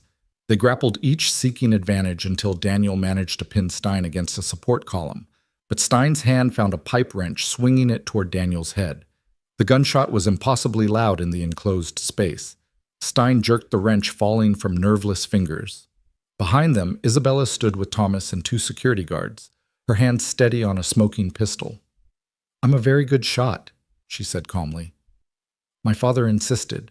The next one won't be in your shoulder. Stein collapsed, clutching his wounded shoulder, his grand plan unraveling. The police arrived minutes later, along with federal agents who'd been investigating the industrial espionage angle. The intruder in the server room turned out to be a hired mercenary who quickly gave up Stein as his employer when faced with federal charges. In the aftermath, as paramedics treated Daniel's reopened wounds and police took statements, Isabella found him sitting on the loading dock watching the sunrise. You could have been killed, she said, sitting beside him. So could you. Nice shooting, by the way. I lied. That was the first time I've ever fired a gun outside a range. I was aiming for his leg. Despite everything, Daniel laughed. Don't tell him that. Our secret. She was quiet for a moment. You saved me again. You saved me right back. I'd say we're even. We'll never be even, but maybe that's okay. Maybe the best partnerships are built on mutual debts that can never quite be repaid. Daniel thought about that, about the strange path that had led him from a bridge in a storm to this moment. Your father would be proud of what you're building. I hope so. Isabella stood, offering him her hand. Come on, we have a device to finish, lives to save, a future to build. Daniel took her hand, letting her pull him to his feet. As they walked back into Carter Innovations, he thought about Rebecca, about how she'd always believed in the power of unexpected blessings. 6 months ago, he'd been drowning in a different kind of river: poverty, grief, hopelessness. Now he was part of something larger than himself. The Lifeline Project would go on to save thousands of lives with Daniel's practical insights, making it accessible to first responders worldwide. Maya would get her scholarship, eventually joining Carter Innovations as a lead engineer. Lily would grow up believing anything was possible if you had the courage to reach for it. But all of that was still to come. In this moment, Daniel Hayes walked beside Isabella Carter into a building full of possibility, two survivors bound by water and blood, ready to change the world one innovation at a time. The weeks following Stein's arrest brought a strange mixture of intensity and calm to Carter Innovations. Federal investigators combed through years of communications, uncovering a web of corporate espionage that reached deeper than anyone had imagined. Daniel threw himself into the Lifeline Project with renewed urgency, knowing that somewhere out there other companies were racing to develop similar technology. "Dad, you missed dinner again," Maya said over the phone, her voice carrying that particular blend of understanding and disappointment that made Daniel's chest ache. "I know, sweetheart. I'm sorry. The prototype testing ran long and—" "It's okay. Lily saved you a plate. She made mac and cheese from scratch the way Mom used to." Daniel closed his eyes, leaning back in his office chair. Through the window, the city lights sparkled like earthbound stars. "I'll be home soon. Tell her I'll heat it up when I get there." "Actually," Maya hesitated, "Ms. Carter called earlier. She invited us to dinner tomorrow night, all three of us." Daniel straightened. Isabella had maintained professional boundaries since the incident with Stein, their interactions limited to work discussions and project meetings. A dinner invitation felt like crossing an invisible line. Did she say why? Something about wanting to know the family behind the man who keeps saving her company. Lily's already picking out her best dress. The next evening found Daniel standing outside Isabella's penthouse apartment, his daughters flanking him. The building was the kind of place he'd only seen in movies: a doorman marble lobbies, elevators that required special keys to reach the top floors. "This is where she lives," Lily whispered, eyes wide. "It's like a palace." "It's just an apartment," Daniel said, though he understood his daughter's awe. Isabella answered the door herself, dressed casually in jeans and a simple sweater that somehow made her look younger, more approachable. "You came," she said, genuine pleasure in her voice. "You invited us," Daniel replied, suddenly aware of how his off-the-rack blazer must look in these surroundings. "I was afraid you'd find an excuse. You have a talent for avoiding non-work social situations." She turned to his daughters, her smile warming. "Maya, Lily, I'm so glad you're here. I've heard so much about you both." The penthouse was stunning but surprisingly warm, filled with personal touches. Family photos, worn books, a piano with sheet music scattered across its bench. This wasn't the sterile showplace Daniel had expected. "You play?" Maya asked, noticing the piano. "Badly," Isabella admitted. "My father insisted I learn. He said music taught discipline and mathematics simultaneously. I mostly just enjoyed making noise." Dinner was catered but served family-style, everyone helping themselves from shared dishes. Isabella asked the girls about school, their interests, their dreams, and she listened with genuine attention that made even shy Lily open up. "I want to be a marine biologist, but," Lily announced, then immediately looked embarrassed. "I know it's silly." "Why would that be silly?" Isabella asked. "The oceans are the last frontier on Earth. We know more about the surface of Mars than we do about our own deep seas." "That's what I tell people, but they say there's no money in it, that I should be practical." "Practical is overrated," Isabella said, catching Daniel's eye. "Your father wasn't practical when he jumped into that river. If he had been, I wouldn't be here." "He's always doing impractical things," Maya said with a fond eye roll, "like taking a job he wasn't qualified for just because someone believed in him." "He's more than qualified," Isabella said firmly. "The Lifeline Project has made more progress in 2 months under his leadership than it did in 2 years under Stein." Daniel felt heat rise to his face. "We have a good team, led by a good man." Isabella's gaze held his for a moment before she turned back to the girls. Would you like to see the terrace? You can see the whole city from up there. As the girls explored the wraparound terrace with its stunning views, Isabella and Daniel found themselves alone by the floor-to-ceiling windows. Thank you for coming, she said softly. I know it's awkward mixing personal and professional. It's fine, Daniel interrupted. The girls were thrilled. They don't get many fancy dinners. That's not why I invited you. Isabella turned to face him fully. I've been thinking about what you said about partnerships built on debts that can't be repaid, but I don't want our relationship to be about debt. What do you want it to be about? Before she could answer, Lily's scream pierced the night. Daniel was moving instantly, rushing onto the terrace to find his youngest daughter backing away from a figure climbing over the railing. The man was dressed in black tactical gear, a rappelling rope extending to the roof. He had a gun currently pointed at Lily, who stood frozen between him and the terrace door. Nobody move, the intruder said, his accent vaguely Eastern European. I'm here for the Carter woman. The rest of you can leave once I have what I came for. Daniel's mind calculated distances and angles, his body coiled to spring, but the gun was too close to Lily. One wrong move and his daughter would pay the price. I'm right here, Isabella said, stepping forward with remarkable calm. Let the child go and we can discuss what you want. What I want is the complete Lifeline schematics. The real ones, not the decoys you've been showing the board. Those files are encrypted and stored off-site. I'd need to go to the office. No. The man pulled out a tablet with one hand keeping the gun trained on Lily with the other. You can access them from here. Executive override protocols. I've done my homework. Maya had moved closer to her sister, trying to shield her without being obvious about it. Daniel felt pride and terror in equal measure. Fine, Isabella said, taking the tablet. But this is going to take a few minutes. The encryption is multi-layered. As Isabella worked, Daniel inched closer to his daughters. The intruder noticed swinging the gun toward him. I said, don't move. I'm just trying to comfort my children. They'll need more than comfort if you take another step.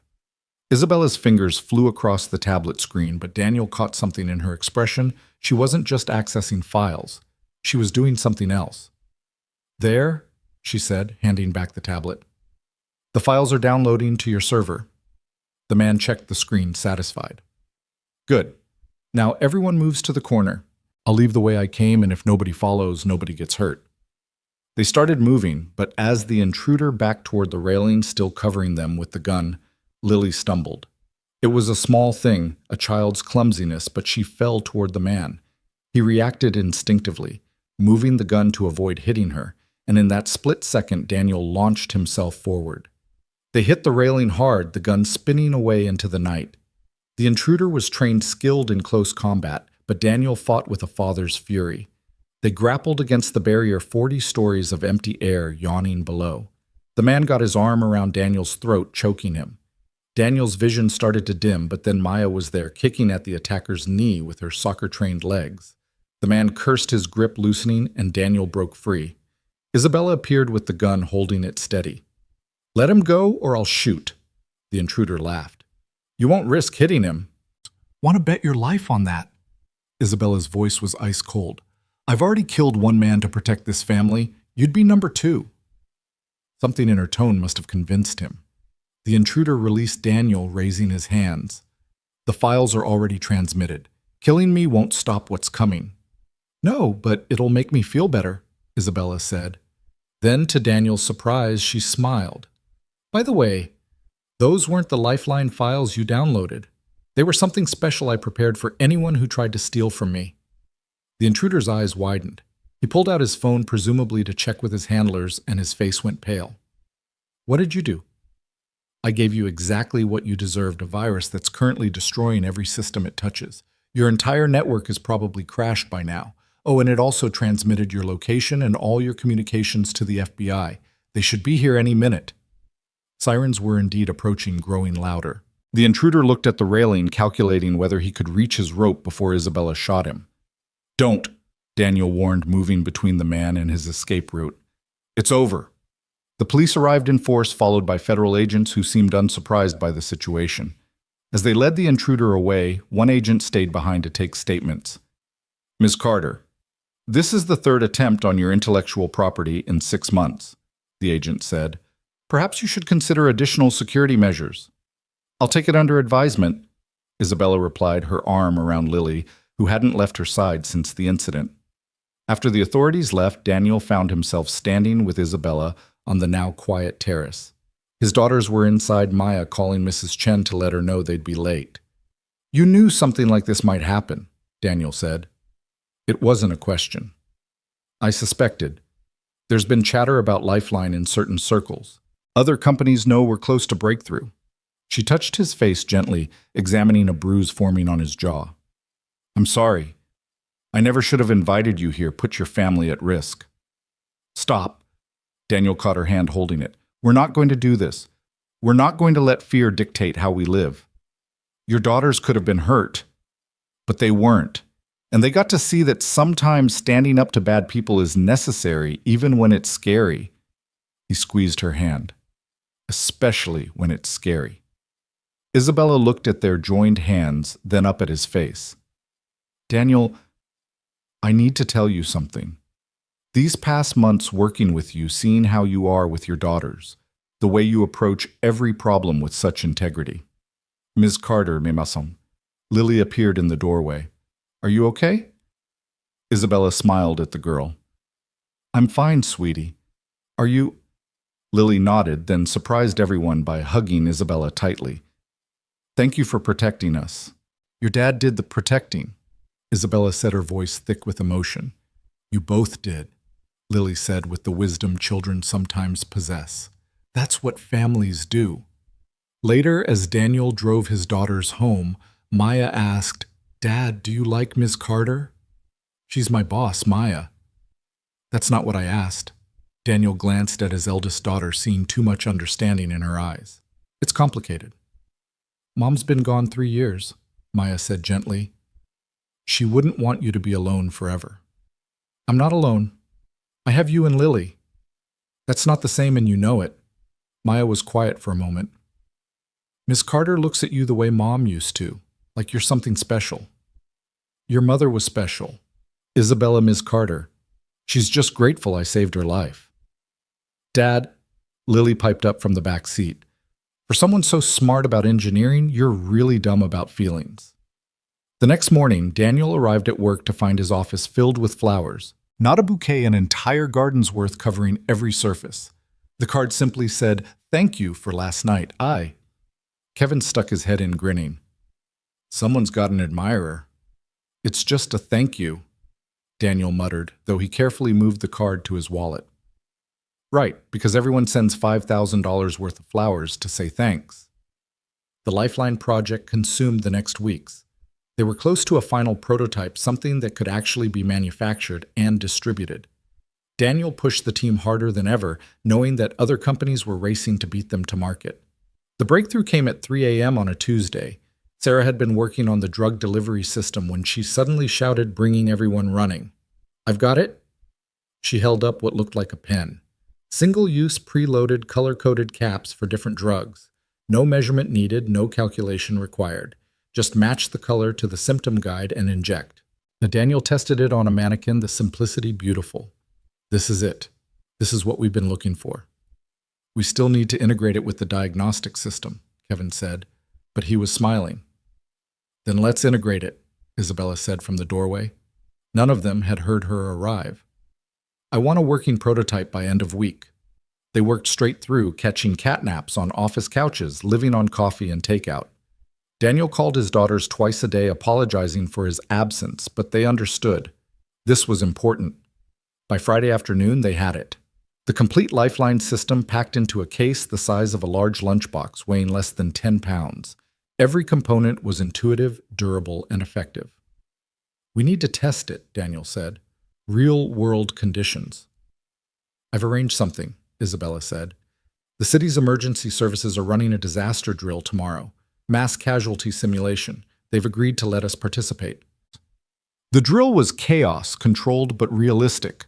A simulated building collapse with dozens of victims played by volunteers with fake injuries ranging from minor cuts to severe trauma. Daniel's team spread out, each carrying a Lifeline kit. Daniel found himself treating a victim with simulated arterial bleeding. The old him, the factory worker, would have frozen. But the kit guided him through step by step. Pressure here, injection there, monitoring vitals through the simple display. Within minutes, the patient was stabilized. Across the field, he saw Lily Isabella had somehow arranged for his daughters to observe, watching with wide eyes as Sarah used another kit to treat multiple victims simultaneously. The color coding system allowed even untrained volunteers to help following simple pictographic instructions. The fire chief, a grizzled veteran named Rodriguez, approached Daniel afterward. "That's the most effective civilian medical response I've ever seen. When can we get these?" "Soon," Isabella answered, appearing beside them. "We're going into production next month." "What about cost?" Rodriguez asked. "City budgets are tight." "We're implementing a tiered pricing system," Isabella explained. "Full price for private hospitals and wealthy districts, subsidized rates for public services, and donation programs for underserved areas." Rodriguez looked skeptical. "Your board approved that." "My board doesn't get a vote," Isabella said firmly. "This technology will save lives regardless of economic status." That evening, the team celebrated at a local bar. For the first time in months, they could relax knowing they'd created something extraordinary. Daniel nursed a beer, watching his team laugh and joke, feeling a pride different from any factory accomplishment. "You did this," Isabella said, sliding onto the bar stool beside him. "You took a failed project and turned it into something revolutionary." "We did this," Daniel corrected. "All of us." "But you let us. You showed us what really mattered." She was quiet for a moment. "My father would have loved you. Based on what you've told me about him, I would have loved him too." Isabella turned to face him fully. "Daniel, that night at my apartment before we were interrupted." "Isabella," he started, but she pressed a finger to his lips. "Let me finish. I know this is complicated. I'm your boss, you're still grieving your wife, and we have a professional relationship that could be jeopardized. I know all the reasons this is a bad idea. But when I was drowning in that car, when I thought I was going to die, my biggest regret wasn't about the company or the money or any of that. It was that I'd never let anyone really know me. I'd never taken the risk of being vulnerable with someone." Daniel set down his beer, giving her his full attention. "And now I know that life's too short and too uncertain to let fear make decisions for us." She took a breath. "I'm falling in love with you, Daniel Hayes. Not because you saved my life, but because of who you are. The way you think, the way you love your daughters, the way you see solutions where others see problems." Daniel felt his heart racing like it hadn't since Rebecca's diagnosis. "Isabella, you don't have to say anything. I just needed you to know." But Daniel was already moving, cupping her face in his calloused hands, kissing her with all the longing he'd been suppressing for months. She kissed him back, and for a moment, the bar, the team, the world itself disappeared. When they parted, both breathing hard, Daniel saw tears in Isabella's eyes. "I thought I'd never feel this again," he whispered. "After Rebecca, I thought that part of me died with her." "Maybe it did," Isabella said softly. "Maybe this is something new built on the foundation of who you were, but reaching toward who you're becoming." Sarah's wolf whistle broke the moment, and they realized the entire team was watching with huge grins. "About damn time," Kevin called out. "We've been placing bets for weeks." Daniel felt his face burn, but Isabella just laughed. "Who won?" "Margaret," Sarah admitted. "She said it would happen during the celebration party." "Margaret knows everything," Isabella said, then kissed Daniel again to the cheers of their team. But the celebration was short-lived. Daniel's phone rang, Mrs. Chen frantic. "Daniel, there are men at your apartment. They said they're federal agents, but something feels wrong." Daniel's blood went cold. "Where are my daughters?" "I have them at my place, but these men, they're going through your apartment," and the line went dead. Daniel was already moving Isabella beside him. "Thomas?" she called to her security chief, who'd been nursing a club soda in the corner. "We have a situation." They raced across the city, Thomas driving with professional skill while coordinating with his team over encrypted comms. By the time they reached Daniel's apartment building, real federal agents were already there. "Mr. Hayes, Agent Morrison, whom Daniel recognized from the previous investigations, approached them. "We have a problem.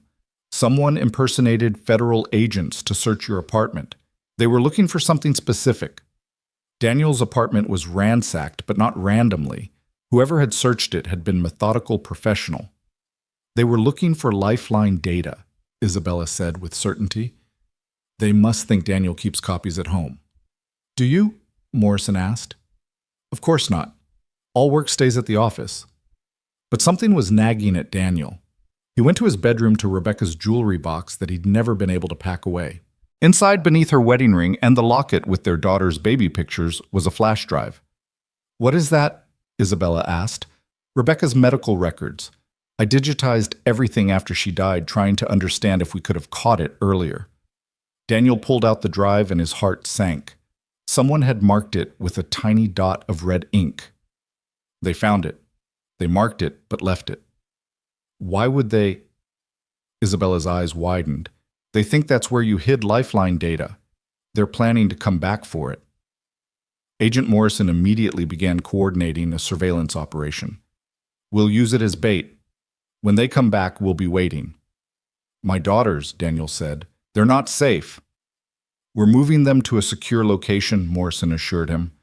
"This ends tonight." The trap was set. Daniel and his daughters were relocated to a safe house while agents waited in and around the apartment. Isabella insisted on staying with them despite Morrison's protests.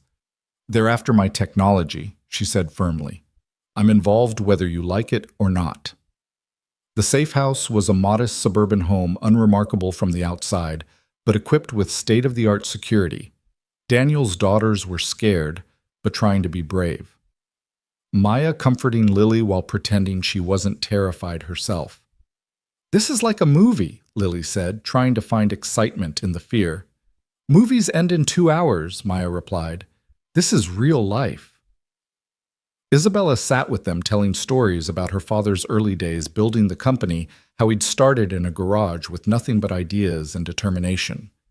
Daniel watched her with his daughters, saw how naturally she fit into their dynamic, and felt something in his chest that was equal parts joy and terror. His phone buzzed a message from Morrison. They took the bait. 3 men heavily armed. We're moving in. The next 20 minutes felt like hours. Daniel paced while Isabella kept the girls distracted with card games. Finally, Morrison called. "We got them. Professional mercenaries hired through intermediaries. But Daniel, we found something else. They had detailed information about your family, your routines, your daughter's schools. This wasn't just about Lifeline." "What do you mean?" "Someone wants leverage over Ms. Carter. They knew about your relationship, about how important you've become to her. You and your daughters were going to be kidnapped, used to force her to hand over the technology." Daniel felt sick. His involvement with Isabella had put his children in danger. "We've traced the money," Morrison continued. "It leads back to Marcus Bellamy, Ms. Carter's CFO." Isabella went rigid. "Marcus? But he's been with the company for 15 years. He was my father's friend. Apparently he's been planning this for a while. He's been shorting Carter Innovation stock while secretly buying shares in your competitors. If Lifeline fails or gets stolen, he makes millions." "Where is he now?" Isabella's voice was deadly calm. "Unknown. He didn't show up for work today. We have a warrant, but—" "He has a cabin," Isabella interrupted. "In the mountains. My father gave it to him as a bonus years ago." She grabbed her phone, pulling up the address. "If he's running, that's where he'll go." Morrison wanted to handle it officially, but Isabella was already moving. "This is personal now. He threatened Daniel's children. He betrayed my father's memory. I'm going."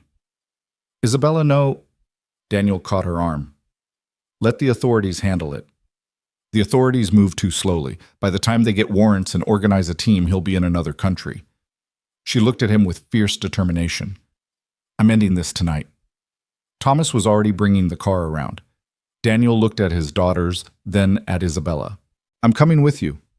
"Dad, no." Maya protested. "I'll be back soon," he promised, hugging them both. "Agent Morrison will keep you safe." The drive to the mountains took 2 hours. Thomas had called in his team, and 3 vehicles wound through the dark mountain roads in formation. Isabella sat beside Daniel, her hand in his, both of them silent. The cabin appeared dark when they arrived, but Thomas's thermal scanner showed one heat signature inside. "He's in the back room," Thomas reported, "probably destroying evidence." "We go in fast," Isabella decided, "before he can finish." But as they approached, Marcus's voice called out, "I know you're there, Isabella. Come in. Let's discuss this like civilized people." Isabella started forward, but Daniel stopped her. "It could be a trap." "Everything's been a trap?" she replied. "At least this one's in the open." They entered together, Thomas and his team covering them. Marcus sat at a desk, a fire burning in the fireplace beside him, papers turning to ash. "Too late," he said calmly. "All the evidence is gone. You can't prove anything." "The mercenaries will talk," Isabella said. "Hired through intermediaries who've already disappeared. Everything leads to dead ends." Marcus stood straightening his expensive suit. "I've been planning this for 3 years, ever since you started prioritizing philanthropy over profit. My father built this company to help people. Your father was a romantic fool, and so are you." Marcus's composure cracked slightly. "Do you know what our stock price could be if we operated like a real corporation, if we charged what the market would bear instead of practically giving away our innovations? We make plenty of profit. We make a fraction of what we could." Marcus slammed his hand on the desk. "I've watched you turn down billion-dollar deals because they didn't align with your precious values. Well, values don't pay dividends. So you tried to have me killed." Isabella's voice was ice. "That was Stein's idea. Too crude for my taste. I preferred the long game: steal the technology, sell it to the highest bidder, let the company crumble while I profit from its fall." "Except you failed," Daniel said. "We stopped every attempt." Marcus looked at him with contempt. "The factory worker turned executive. Do you really think you belong in Isabella's world? You're a charity case, nothing more." Daniel felt Isabella tense beside him, but he squeezed her hand. "Maybe I am. But I'm the charity case who helped build something that will save thousands of lives. What have you built besides schemes and betrayals?" "Enough talk," Thomas said, moving forward with zip-tie restraints. "Marcus Bellamy, you're under arrest for conspiracy, industrial espionage, and attempted kidnapping." But Marcus had one more card to play. His hand moved to his desk drawer, pulling out a gun. Everyone moved at once, Thomas reaching for his weapon, Isabella stepping forward, Daniel pushing her behind him. The gunshot was deafening in the small cabin. Daniel felt the impact, a punch to his shoulder that spun him around. He heard Isabella scream, saw Thomas's return fire catch Marcus center. Mass watched the CFO crumple to the floor. Then Daniel was falling, the world tilting sideways, Isabella's face appearing above him, haloed by cabin lights. "No, no, no," she was saying, her hands pressing against his shoulder. "Not again. I can't lose you too." "Just a shoulder wound." Daniel managed, though the pain was extraordinary. "I've had worse." "Liar," Isabella said through tears. "You've never been shot before." "First time for everything." Thomas was already applying pressure, with a field dressing his movements professional and efficient. "Through and through missed the major vessels. He'll be fine if we get him to a hospital." The ride down the mountain was a blur of pain, and Isabella's voice keeping him conscious with stories about their future, about Lifeline's launch, about the life they'd build together. "Don't you dare leave me," she kept saying. "Your daughters need you. I need you." "Not going anywhere," Daniel promised, though staying conscious was getting harder. Too stubborn to die. He passed out as they reached the hospital, waking hours later to find his room full of people. Maya and Lily were curled against him on the bed, careful of his bandaged shoulder. Isabella sat in a chair beside them, holding his hand, her eyes red from crying. "Dad?" Lily exclaimed when his eyes opened. "You're okay." "I'm okay," he confirmed, though moving hurt like hell. "Everyone's safe." "Marcus Bellamy died at the scene," Morrison said from the doorway. "The mercenaries he hired are in custody, and they're singing like canaries. The conspiracy is unraveling. It's over." Daniel looked at Isabella. "Lifeline?" "Safe. We're moving forward with production." She squeezed his hand. "You did it. You saved everything." "We did it," Daniel corrected, including everyone in his gaze. "All of us." The recovery was harder than Daniel had anticipated. The bullet wound to his shoulder had done more damage than Thomas's field assessment suggested. Torn muscles, chipped bone nerve damage that sent lightning bolts of pain down his arm at unexpected moments. But worse than the physical pain was the enforced inactivity. Daniel Hayes had never been good at sitting still. "You're going to tear your stitches if you keep trying to work," Isabella said, taking the laptop from his hands. They were in his hospital room, which had been transformed into a makeshift office over the past 3 days. Blueprints covered every surface, tablets and phones scattered across the bedside table. "The launch is in 2 weeks," Daniel protested. "There are still calibrations to run, manufacturing specs to approve, all of which Kevin and Sarah are handling perfectly well." Isabella sat on the edge of his bed, her hand finding his uninjured one. "You've built an excellent team. Let them prove it." Through the window, Daniel could see Maya and Lily in the hallway talking with Agent Morrison. The federal protection was still in place, though the immediate threat had passed with Marcus's death. His daughters had shown remarkable resilience, but he caught moments when they thought he wasn't looking. Maya's hand shaking as she did homework, Lily jumping at sudden noises. "They're scared," he said quietly. "My girls, they're trying to be brave, but they're scared." "They're not the only ones." Isabella's voice was soft. "When I saw you fall in that cabin, when I saw the blood..." She stopped composing herself. "I realized something. I've been so focused on not losing you that I haven't been thinking about what it means to truly have you." "What do you mean?" Isabella stood pacing to the window. "Your daughters need stability. They've been through so much, losing their mother, the financial struggles, now this violence because of your connection to me. Maybe we should..." "Don't." Daniel's voice was firm. "Don't you dare finish that sentence." She turned to face him, tears threatening. "But what if being with me puts them in more danger?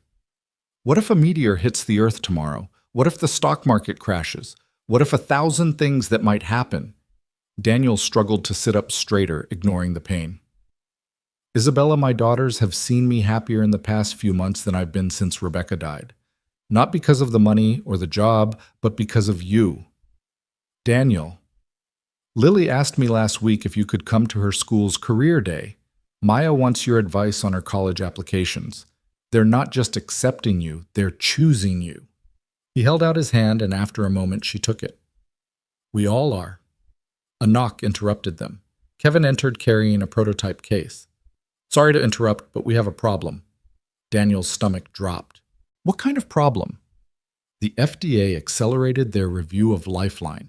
They want a full demonstration tomorrow morning. If we pass, we get immediate approval for nationwide distribution. If we fail, we won't be able to launch for another year," Isabella finished. "Maybe longer. Tomorrow." Daniel tried to stand, but the room spun. Isabella steadied him, easing him back onto the bed. "I need to be there." "You can barely stand," Isabella pointed out. "Then I'll sit. But this is our moment. Everything we've worked for." He looked at Kevin. "What specific concerns does the FDA have?" Kevin pulled up a tablet, scrolling through documents. "They want to see real-world application by non-medical personnel. They're bringing in volunteers with no training, simulating a mass casualty event. If our system isn't truly intuitive, if average people can't use it effectively..." "We've tested for this," Daniel said, though doubt crept in. "Sarah ran dozens of simulations." "With volunteers who knew they were helping test a medical device," Kevin countered. "The FDA wants to see what happens when someone finds Lifeline in a crisis, without any context." Daniel's mind raced through possibilities, adjustments they could make, but Isabella was already taking charge. "Kevin, gather the team. We're going to run our own simulation tonight. Find volunteers from outside the company, janitors, food service workers, anyone who hasn't been exposed to Lifeline. We'll identify any remaining issues and fix them before morning." After Kevin left, Daniel struggled with frustration. "I should be there." "You should be healing." Isabella kissed his forehead. "Trust your team. Trust me." That evening, while Isabella and the team ran simulations at Carter Innovations, Daniel found himself alone with his daughters for the first time since the shooting. Maya had brought his favorite soup from the deli near their apartment, and Lily had made cookies that were slightly burned but made with love. "Dad," Maya said carefully, "we need to talk about something." Daniel set down his soup, giving her his full attention. What is it, sweetheart? If you and Ms. Carter, Isabella, if you two are going to be together, what does that mean for us? What do you want it to mean? Lily spoke up. Would she be like our new mom? Daniel's heart clenched. No one could replace your mother. No one would try. But Isabella cares about you both very much. We know, Maya said. She called us every day while you were unconscious. She made sure we had everything we needed, even offered to hire tutors so we wouldn't fall behind in school while we were here. She said we could call her whenever we wanted, Lily added. Even gave us her personal number. Daniel hadn't known that. And how do you feel about that? Maya and Lily exchanged glances, having one of those silent conversations that sisters perfect over years of shared experiences. Mom would want you to be happy, Maya said finally. And Isabella makes you happy. Plus, she's kind of amazing. Did you know she has 3 patents in biomedical engineering? She told us about the scholarship program, Lily added, how she wants to help kids like us get opportunities. That's really cool. So you're okay with this? Daniel asked. With Isabella and me.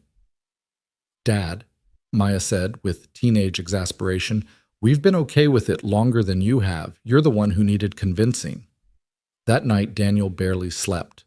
Not from pain, though his shoulder throbbed constantly, but from anxiety about the FDA demonstration. Everything they'd worked for came down to tomorrow morning. At 3 a.m., his phone buzzed with a text from Isabella. Simulation revealed issues. Fix them. Stop worrying and rest. At 4 a.m. Still awake. Your daughter said you do this, stay up all night worrying about things you can't control. At 4:30 a.m. I'm coming to get you. You should be there tomorrow, even if you have to be in a wheelchair. By 6 a.m., Isabella arrived with Thomas and a wheelchair that Daniel protested but ultimately accepted. His daughters were already dressed and ready, having anticipated this development. We're coming too, Maya announced in a tone that brooked no argument. This is our family's work. We should be there. The FDA had taken over Carter Innovation's largest testing facility, transforming it into a disaster scene. Volunteers milled about, unaware of what they'd be asked to do. The FDA administrators, a panel of severe-looking individuals in dark suits, sat behind an observation window with tablets and clipboards. Dr. Patricia Henshaw, the lead administrator, approached them. Ms. Carter, Mr. Hayes. I'm surprised to see you here, Mr. Hayes. We heard you were injured. Just a scratch, Daniel lied, though sitting upright was taking all his concentration. We're ready to begin, Dr. Henshaw said. The scenario is a building collapse with multiple casualties. Your volunteers will have 2 minutes to familiarize themselves with Lifeline before we begin. No additional instruction will be permitted. Isabella started to protest the harsh restrictions, but Daniel touched her arm. It's fair. In a real disaster, 2 minutes might be generous. They watched from the observation area as volunteers were handed Lifeline kits. Daniel held his breath as a middle-aged woman, she looked like someone's grandmother, opened a case and stared at the contents with confusion. Then something beautiful happened. She touched the color-coded components, noticed the pictographic instructions embossed on each tool, and her expression cleared. When the simulation began and actors started screaming in fake pain, she moved with purpose. Green for go, she muttered, applying the green-tagged adrenaline injector to a victim in simulated cardiac arrest. The smart sensors in the training dummy registered the correct dosage and location. Red for stop bleeding. She used the compression bandages exactly as designed. Across the room, a teenager who'd probably never seen anything more medical than a Band-Aid was successfully stabilizing a victim with simulated spinal injuries, the Lifeline's augmented reality overlay guiding him through immobilization procedures. How are they doing this? Dr. Henshaw asked, genuine surprise in her voice. We designed for fear, Daniel said, leaning forward despite the pain it caused. When people are scared, they need simple, clear directions. Every component has one primary function identified by color, shape, and texture. You could use Lifeline in complete darkness and still save lives. For 30 minutes, the simulation continued. Volunteers made mistakes, certainly, but they were non-fatal errors. More importantly, they were learning as they went, each success building confidence for the next challenge. When it ended, the statistics were undeniable. The volunteers had successfully stabilized 87% of the victims with zero critical errors that would have resulted in death. In a traditional mass casualty event without lifeline, Dr. Henshaw said, reviewing her tablet, we'd expect maybe 40% successful interventions from untrained civilians with significant risk of causing additional harm. So we passed, Isabella asked, though it sounded more like a demand than a question. Dr. Henshaw looked at her colleagues, who were all nodding. Not only passed, Ms. Carter, this is the most effective emergency medical device we've ever evaluated.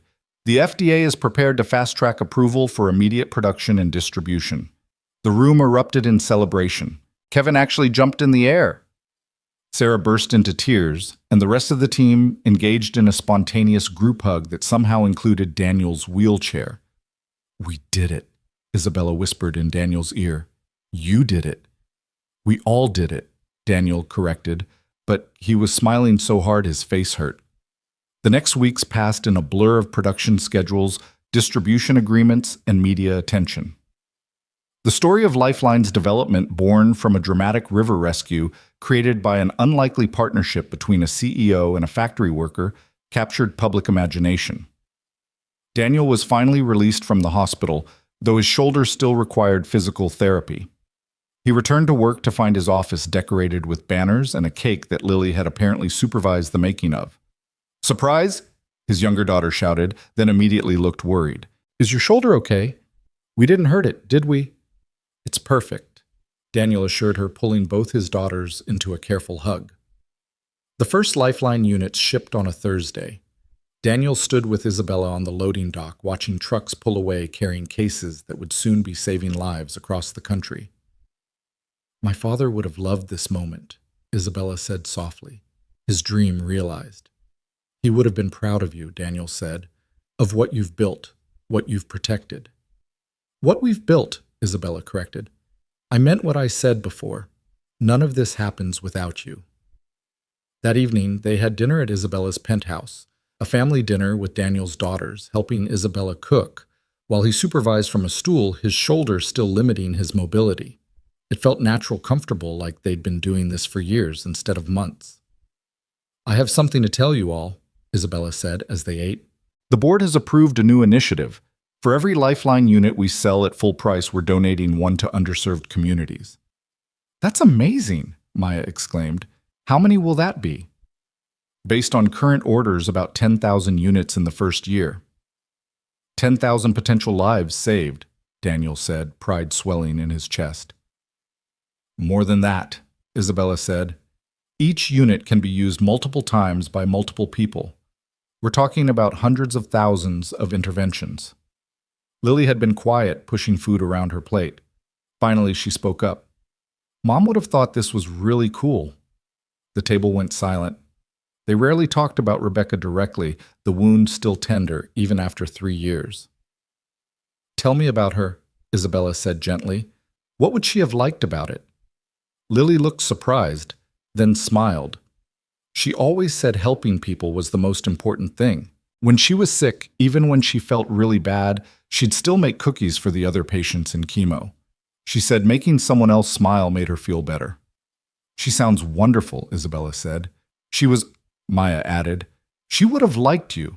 You're both fighters. Daniel felt tears threaten. His daughters had never talked about Rebecca with Isabella before, had kept that part of their lives separate. This felt like a bridge being built, a connection being acknowledged. I would have been honored to know her, Isabella said, and I'm honored that you're sharing her with me now. Later, after the girls had fallen asleep on the couch watching a movie, Daniel and Isabella stood on the terrace, the city lights twinkling below. Thank you, Daniel said, for what you said about Rebecca, for making the girls feel comfortable talking about her. She's part of your story, Isabella said simply. All of your stories. I'm not trying to replace her or make you forget. I just want to be part of the next chapter. Daniel turned to face her, fully seeing the vulnerability in her eyes. You already are. You have been since that night on the bridge. That feels like a lifetime ago. It was. We're different people now than we were then. Isabella leaned against him, carefully mindful of his shoulder. Better people. Definitely better. Probably happier. certainly more complete. They stood in comfortable silence, watching the city sleep below them. Then Isabella's phone buzzed. She looked at it and gasped. "What is it?" Daniel asked, immediately alert. "The first field report. EMTs in Chicago just used Lifeline to save 3 people from a car accident. The EMTs said it made the difference between life and death." Daniel felt something release in his chest, a tension he'd been carrying since that night in the river. They'd done it. They'd taken a moment of crisis and transformed it into something that would save countless lives.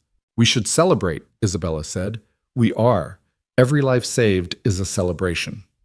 Isabella's phone buzzed again and again. More reports coming in from around the country: Detroit, Phoenix, Miami. Everywhere Lifeline had been deployed, lives were being saved. "It's working," Isabella breathed. "It's really working." Daniel pulled her close with his good arm. "Did you ever doubt it would?" "Every day, right up until now." She looked up at him. "But you never doubted, did you?" "No," Daniel admitted. When you've been at the bottom, when you've lost everything that matters, you learn to recognize real hope when it appears. Lifeline was real from the beginning, just like this. He gestured between them. "Us. Your connection with my daughters. This family we're building." "Family," Isabella repeated, testing the word. "I like the sound of that." A month later, Daniel stood in front of Carter Innovations' annual shareholders meeting. His shoulder had healed enough that he could gesture without wincing, though Isabella still watched him with protective concern. "Ladies and gentlemen," he began, looking out at the sea of faces, investors, board members, employees. "6 months ago, I was nobody, a factory worker who took a night shift to make ends meet. Today I stand before you as proof that innovation doesn't always come from boardrooms or laboratories.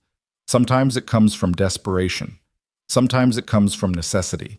And sometimes it comes from jumping into a freezing river because it's the right thing to do." He clicked to the first slide showing Lifeline deployment statistics. "In our first month, Lifeline has been used in over 3,000 emergency interventions. The success rate is 94%. That translates to approximately 2,800 lives that might have been lost without this technology." The room erupted in applause, but Daniel wasn't finished. "But numbers don't tell the whole story. Let me introduce you to someone." A young woman walked onto the stage. She was in her 20s, wearing a simple dress and a nervous smile. "This is Jennifer Martinez," Daniel said. 2 weeks ago, her 5-year-old son Marcus was hit by a car while riding his bike. The nearest ambulance was 20 minutes away. Jennifer took the microphone, her voice shaky but determined. "My neighbor had just received Lifeline training at his job. He used it to stop the bleeding, stabilize Marcus's neck, and keep him alive until the paramedics arrived. The doctor said without those interventions, my son would have died." She paused, looking directly at Isabella in the front row. "Miss Carter, Mr. Hayes, everyone who worked on this project, you didn't just save my son. You saved my whole world." There wasn't a dry eye in the room. Daniel saw hardened investors dabbing at their faces, board members who'd questioned the project's profitability, now understanding its true value. Isabella stood up. "This is why we do what we do. Not for profit margins or market share, but for Marcus Martinez and thousands like him. Lifeline isn't just a product. It's a promise that innovation can serve humanity, that business can have a conscience, that sometimes doing the right thing is also the smart thing." The standing ovation lasted 5 minutes. Afterward, at the reception, Daniel found himself cornered by board members who 6 months ago wouldn't have acknowledged his existence. "Remarkable presentation," said William Ashford, the board chairman who'd initially opposed Daniel's hiring. "You've exceeded all expectations." "I had good teacher," Daniel replied, catching Isabella's eye across the room. "The board has been discussing your future with the company," Ashford continued. "We'd like to offer you a permanent position as Vice President of Practical Applications. You'd oversee all field testing and real-world implementation of new technologies." Daniel felt the weight of the offer. A year ago, he would have jumped at it without hesitation. Now he found himself considering more than just salary and title. "I need to discuss it with my family," he said. Ashford looked surprised. "Your family?" "My daughters, and Isabella. We make decisions together now." Understanding dawned in the older man's eyes. "I see. Well, the offer stands. Take your time. That evening, Daniel did exactly what he'd said. He discussed it with his family. They sat around his kitchen table, the same one where he'd once spread out bills he couldn't pay, now covered with Chinese takeout, an opportunity. VP is a big deal, Dad, Maya said. Like huge. But it would mean more hours, Daniel pointed out. More travel, less time with you both. We're not little kids anymore, Maya said, though Lily made a face at this. We can handle it. What do you think? Daniel asked Isabella. She reached across the table, taking his hand. I think you've spent your whole life making decisions based on survival. Maybe it's time to make one based on what you actually want. What I want is complicated, Daniel admitted. I want to keep making a difference. I want to be there for my daughters. He looked at Isabella. I want us to have a future that isn't defined by our jobs. Isabella squeezed his hand. Then we make that happen. All of it. How? By being creative, by setting boundaries, by remembering that we control the technology, not the other way around. She smiled. By being the same people who figured out how to save lives with color-coded medical supplies. Lily had been quiet through the discussion, but now she spoke up. I think you should take it, Dad. But only if they promise you can come to my school play next month. And my science fair, Maya added. And dinner at least 4 nights a week, Isabella said. Daniel looked around the table at these 3 remarkable females who'd somehow become his entire world. You know what those sound like? Perfectly reasonable negotiation points. The next morning, Daniel walked into Ashford's office with a counterproposal. He'd accept the VP position, but with conditions: flexible hours, limited travel, and the ability to work from home when his daughters needed him. He also wanted Isabella to have veto power over any project that would take him away for extended periods. These are unusual terms, Ashford said, reviewing the document. I'm an unusual VP, Daniel replied. I'm also the person who helped turn a failed $40 million project into a product that's going to save thousands of lives while generating hundreds of millions in revenue. Ashford smiled. Point taken. Welcome to the executive team, Mr. Hayes. As Daniel left the office, he found Isabella waiting in the hallway. How did it go? She asked. I'm officially a VP with the most family-friendly contract in corporate history. Isabella kissed him right there in the hallway where anyone could see. My father always said the best negotiations were when everyone got what they needed. Your father sounds like he was a wise man. He was. He would have loved you. She paused. Actually, there's something I want to show you. She led him to a part of the building he'd never visited, the executive archive. Inside were artifacts from the company's history. Early prototypes, photos, documents. Isabella stopped at a display case containing a simple notebook. This was my father's first design journal, she said. He started Carter Innovations with one idea: that technology should make life better for everyone, not just the wealthy. Daniel read the first entry, dated 30 years ago. Today I begin a journey to build something that matters. Not for fame or fortune, but for the grandmother who can't afford hospital care, the child whose parents work 3 jobs, the forgotten and overlooked who deserve just as much chance at life as anyone else. He sounds like someone I know, Daniel said, looking at Isabella. He was a lot like you, actually. Practical, determined, unwilling to accept that things couldn't be better. She opened the case, pulling out the journal. I want you to have this. Isabella, I can't. Yes, you can. You embody everything my father wanted this company to be. Every life Lifeline saves is a fulfillment of his original vision. This belongs with someone who understands that vision in their bones. Daniel took the journal reverently, feeling the weight of legacy in his hands. We should frame the first Lifeline unit next to it. Show the connection between the dream and the reality. That's perfect. Isabella smiled. You know, 6 months ago I was drowning, literally and figuratively. The company was struggling, I was isolated, and I'd lost sight of why any of it mattered. And now I have a partner who reminds me every day that business is just a tool. What matters is what we build with it. She paused. Daniel, I need to tell you something. His stomach clenched. That sounds ominous. No, it's just, I love you. I love your daughters. I love this life we're building together. And I know it's only been 6 months and we're still figuring things out, but Daniel silenced her with a kiss. When they parted, he said, "I love you too. My daughters love you. Even Mrs. Chen loves you, and she doesn't love anyone except her cats." Isabella laughed, the sound echoing through the archive. "So what happens now?" "Now we keep building. Lifeline was just the beginning. There are so many problems to solve, so many people to help. Together. Together." That weekend they held the official Lifeline launch event, not at some fancy hotel, but at the community center in Daniel's old neighborhood. The same place where Rebecca had volunteered, where their daughters had learned to swim, where life had been lived rather than performed. The crowd was diverse investors in suits standing next to factory workers in their best clothes, medical professionals mingling with single parents who understood all too well the importance of accessible emergency care. Daniel stood at the podium, his family, all of them, in the front row. He thought about the journey from that storm-lashed bridge to this moment, about the price of heroism and the rewards of courage. "Every one of us," he began, "has the capacity to save a life. Not through superhuman strength or specialized training, but through the simple act of caring enough to try. Lifeline isn't just a medical device. It's a belief made tangible, the belief that ordinary people can do extraordinary things when given the right tools." He looked at Isabella, who nodded encouragingly. "6 months ago, I made a choice on a bridge.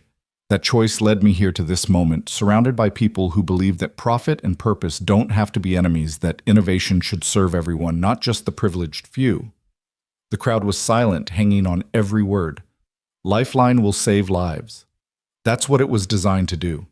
But my hope is that it does something more, that it reminds us all that we're connected, that a stranger's life has value, that the courage to help is always worth the risk. He paused, finding his daughters' faces in the crowd. "My wife Rebecca used to say that we're all just walking each other home. Some of us take longer paths than others. Some of us need more help along the way. But in the end, we all arrive at the same truth, that love, compassion, and courage are the only things that really matter." The applause started slowly, then built to a roar. Daniel stepped back from the podium, and Isabella met him there, along with Maya and Lily. They stood together, a family forged in crisis and strengthened by purpose, looking out at a room full of people who believed in the same dream. Later, as the event wound down and the crowd dispersed, Daniel found himself standing outside with Isabella, watching the sun set over the city. "No regrets?" Isabella asked. Daniel thought about his journey from factory worker to executive, from widower to partner, from survival to purpose.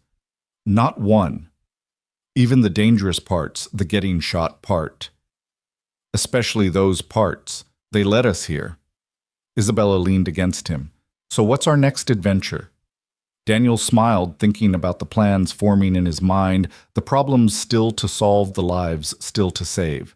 "How about we start with something simple, like revolutionizing emergency medicine worldwide?" "Simple?" Isabella laughed. "I love your definition of simple."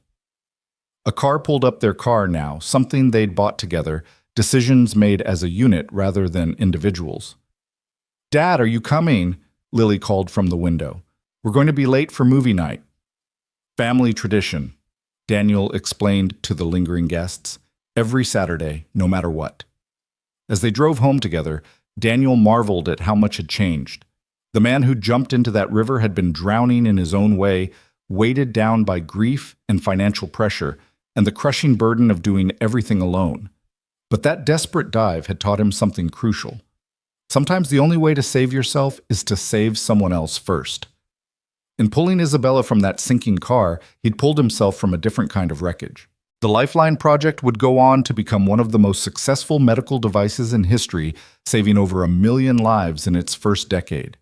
Daniel would rise to become CEO of Carter Innovations after Isabella stepped back to focus on the charitable foundation they'd built together. Their daughters would grow up to be remarkable women, Maya becoming a doctor who worked in underserved communities, Lily fulfilling her dream of marine biology while developing underwater emergency response systems. But all of that was still to come. In this moment, Daniel Hayes sat in a car with his family, all of his family heading home to watch a movie and eat popcorn and be together. The factory worker who'd become a hero. The hero who'd become an executive. The the executive who'd remembered that the only title that really mattered was the one his daughters called him Dad, and somewhere in whatever space the departed inhabit. Rebecca Hayes smiled, knowing that her family had found their way through the storm to a new kind of happiness, built not on forgetting the past, but on honoring it while embracing the future. 6 months had passed since the launch event, and Daniel stood in the boardroom of Carter Innovations facing a crisis he hadn't anticipated. The success of Lifeline had attracted not just acclaim, but also predators, corporate raiders who saw the company's humanitarian focus as a weakness to exploit. "They're offering $40 per share," William Ashford announced to the assembled board. "That's a 60% premium over current market price. Apex Corporation wants to buy us out completely," another board member added. "They're promising to maintain all current employment contracts." Daniel looked at Isabella, who sat at the head of the table with an expression carved from ice. They both knew what Apex really wanted: to shelve Lifeline's affordable distribution model and triple the prices, turning life-saving technology into another profit machine for the wealthy. "The shareholders are pressuring us to consider it," Ashford continued. "We have a fiduciary duty." "We have a moral duty," Cass, Isabella interrupted, "which supersedes any financial obligation." "That's not how business works, Ms. Carter." "Then we change how business works." Isabella stood, her presence filling the room. "My father built this company on principles. I won't sell those principles for any price." "You don't have the votes to stop this," board member Patricia Reeves said gently. "You only control 35% of shares. If the board recommends the sale, then I'll fight it," Isabella said simply, "with everything I have." After the meeting, Daniel found Isabella on the roof garden, the same place where they'd shared their first kiss after Marcus Bellamy's arrest. The city sprawled below them, millions of lives that Lifeline had already touched or would touch in the future. "We can't let them win," Isabella said without turning around. "Apex will destroy everything we've built." "Then we don't let them." Daniel moved beside her. "There has to be a way. I've run the numbers a dozen times. Unless we can find investors willing to back us against the takeover, we're finished. And who's going to invest in principles over profit?" Daniel's phone buzzed. Maya was calling, which was unusual for the middle of a school day. "Sweetheart, is everything okay?" "Dad, you need to come to the school now and bring Isabella." "What's wrong?" "What?" "Nothing's wrong. Just trust me. You both need to be here." 20 minutes later, Daniel and Isabella walked into the high school auditorium to find it packed with people. Not just students, but parents, teachers, community members. Maya stood on stage with Lily beside her, both wearing determined expressions that reminded Daniel painfully of their mother. "What is this?" Daniel asked as Maya approached them. "This is us fighting back," Maya said. She handed him a tablet showing a crowdfunding page. "We heard about the takeover attempt. Lily and I started this campaign 3 hours ago." Daniel read the page title, "Save Lifeline, Keep Life-Saving Technology Accessible to All." "Maya, this is sweet, but Apex is offering over $2 billion. "Dad, look at the number." Daniel looked. His heart stopped. In 3 hours, they'd raised $12 million from over 100,000 contributors. "How?" Isabella breathed. "Everyone in this room has a story," Maya said, gesturing to the crowd. "Someone whose life was saved by Lifeline. They're not going to let some corporation steal it away." An elderly man stood up in the front row. "My grandson had an allergic reaction at a playground. Another parent had a Lifeline kit. That $20 device saved his life. I'll mortgage my house before I let Apex triple those prices." A woman in scrubs stood next. "I'm an ER nurse. I've seen what Lifeline can do. My entire unit contributed. We're medical professionals, and we're telling you this technology needs to stay accessible." One by one, people stood and shared their stories. A teacher whose student survived a seizure, a construction worker who saved a colleague from bleeding out, a single mother who used Lifeline when her child choked at a restaurant. "This isn't just about money," Maya said, addressing the crowd. "This is about proving that people power can beat corporate greed, that when we stand together, we're stronger than any raider or hostile takeover." Lily took the microphone. "My mom died of cancer 3 years ago. She would have loved Lifeline not because it could have saved her, but because it saves other people.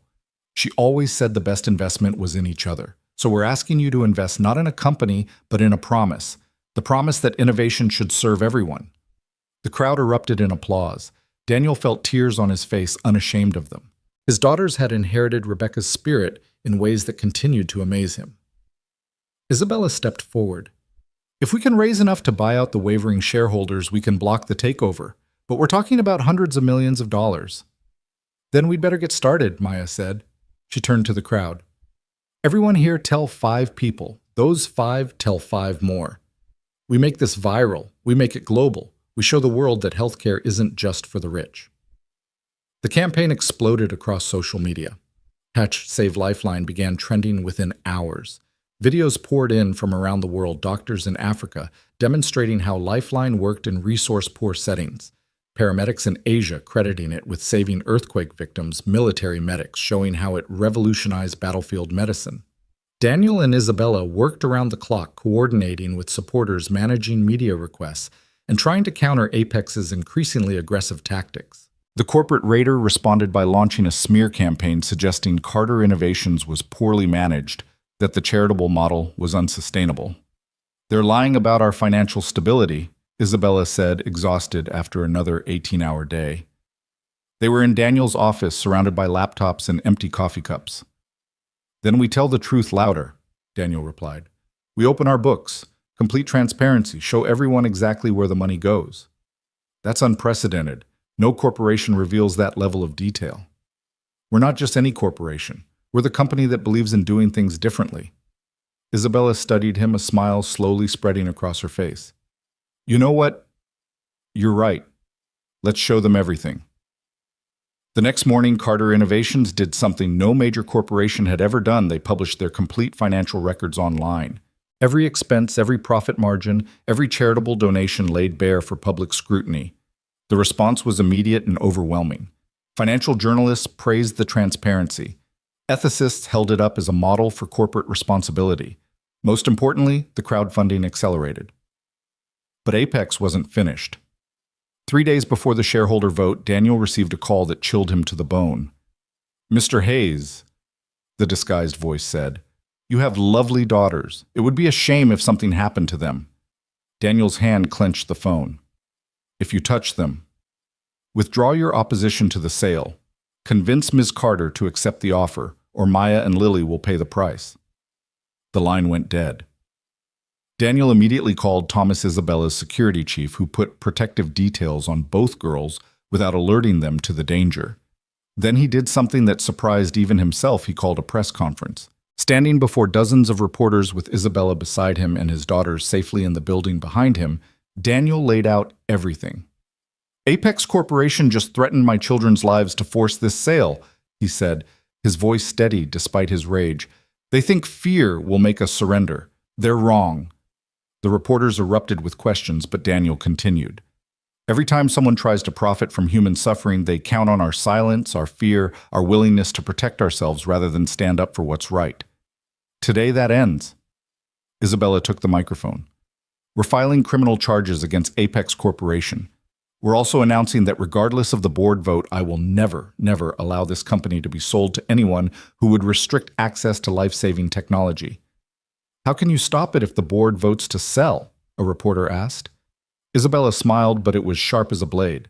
Because as of this morning, we've raised enough through crowdfunding to match Apex's offer. Not from one corporate raider, but from 5 million individual contributors around the world. The number stunned even Daniel. 5 million people, averaging $400 each, had contributed $2 billion to save Lifeline. It was unprecedented, impossible, and absolutely real. William Ashford stood up in the crowd of reporters. Daniel hadn't even noticed him there. Ms. Carter, Mr. Hayes, the board met in an emergency session this morning. In light of the public support and the criminal threats from Apex, we're rejecting the takeover unanimously. The room exploded in chaos, reporters shouting questions, cameras flashing, phones ringing. Through it all, Daniel held Isabella's hand, their daughters rushing on stage to embrace them both. We did it, Maya whispered. We actually did it. You did it, Daniel corrected. You and Lily, you mobilized the world. We learned from the best. Lily said, looking between Daniel and Isabella. Both of you. The celebration was short-lived. That evening, as they gathered at Isabella's penthouse to decompress, Agent Morrison arrived with troubling news. Apex's CEO Richard Stone has disappeared. Our sources suggest he's fled the country, but he left something behind, evidence of a larger conspiracy. Morrison laid out documents on the coffee table. Stone wasn't working alone. There's a network of corporations systematically targeting companies with humanitarian missions. They buy them, strip them of their charitable components, and maximize profits. How many companies? Isabella asked. Dozens, maybe hundreds.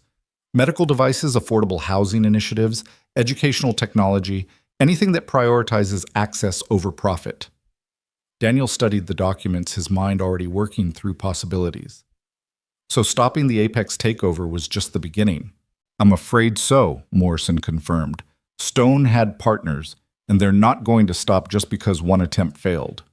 After Morrison left, the family sat in silence for a moment. Then Maya spoke up. We need to build a coalition, companies like ours working together to protect each other. A mutual defense pact for humanitarian corporations, Isabella mused. It could work. It has to work, Daniel said, because what we've built here, it's bigger than just Lifeline now.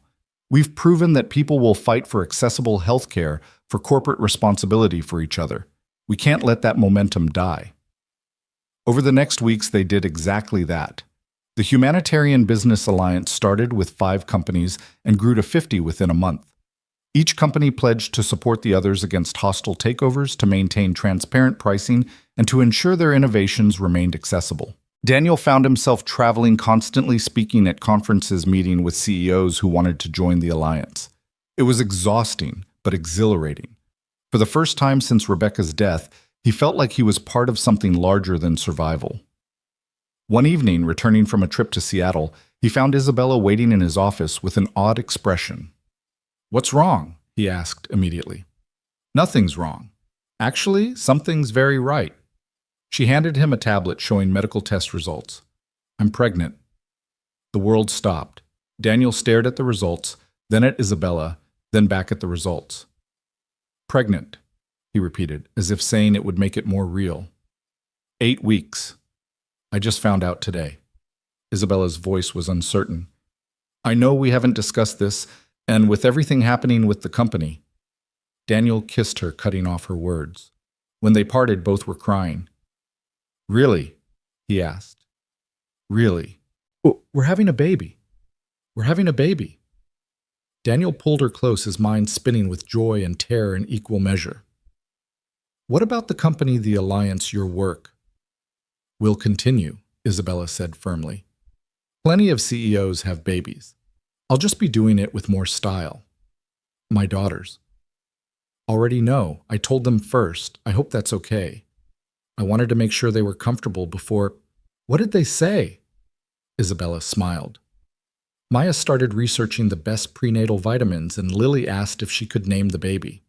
They're thrilled, Daniel. They want this as much as we do. That evening, they gathered the girls for a family dinner. The conversation was a whirlwind of baby names, nursery designs, and debates about whether a spring or summer baby was better. You know this changes everything, Maya said, practical, as always. Everything's been changing since Dad jumped in that river, Lily pointed out. This is just another adventure. The best adventure? Daniel said, looking at his growing family. The pregnancy progressed alongside the company's evolution. As Isabella's belly grew, so did the Humanitarian Business Alliance. They faced constant challenges, legal battles with corporations trying to circumvent their protections, political pressure from lobbying groups, media attacks funded by their opponents. But they also celebrated victories. Lifeline received FDA approval for an advanced version that could perform basic surgical procedures. The alliance helped 3 member companies fight off hostile takeovers. The crowdfunding model they'd pioneered became a standard tool for protecting humanitarian businesses. Daniel stood in the delivery room 7 months later, holding Isabella's hand as she brought their son into the world. They named him Thomas after Isabella's father, with Rebecca as his middle name. Thomas. Rebecca Hayes Carter, a bridge between past and future. He's perfect, Isabella whispered, exhausted but radiant. He's ours. Daniel replied, marveling at the tiny fingers that gripped his with surprising strength. Maya and Lily met their brother with a mixture of awe and determination. "We'll teach him everything," Lily declared. "How to be brave like Dad, smart like Isabella, and kind like Mom was." "He's lucky," Maya said softly, "to be born into a family that knows how to fight for what matters." The media attention was overwhelming.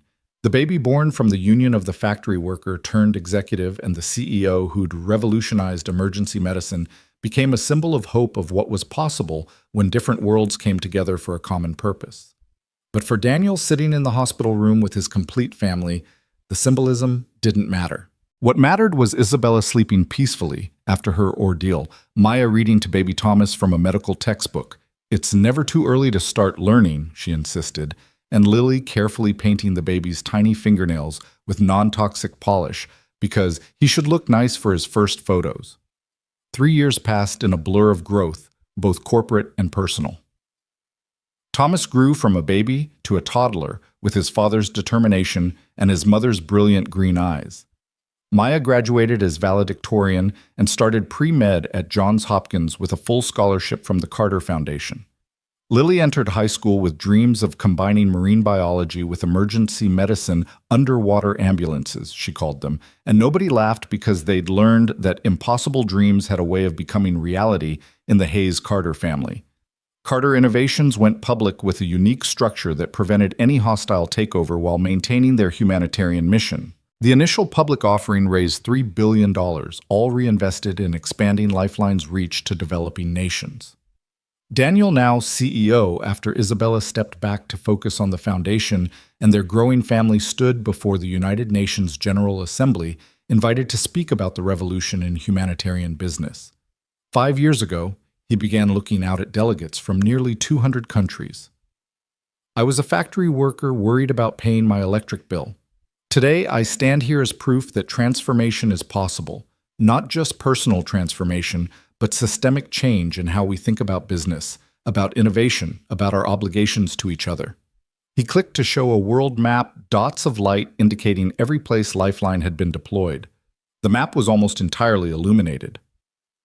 Lifeline has now saved over 1 million lives, not in wealthy hospitals or elite medical centers, but in refugee camps, rural villages, inner-city schools, and yes, on bridges in storms when strangers choose to help strangers. The assembly was silent, captivated. But Lifeline isn't the real innovation.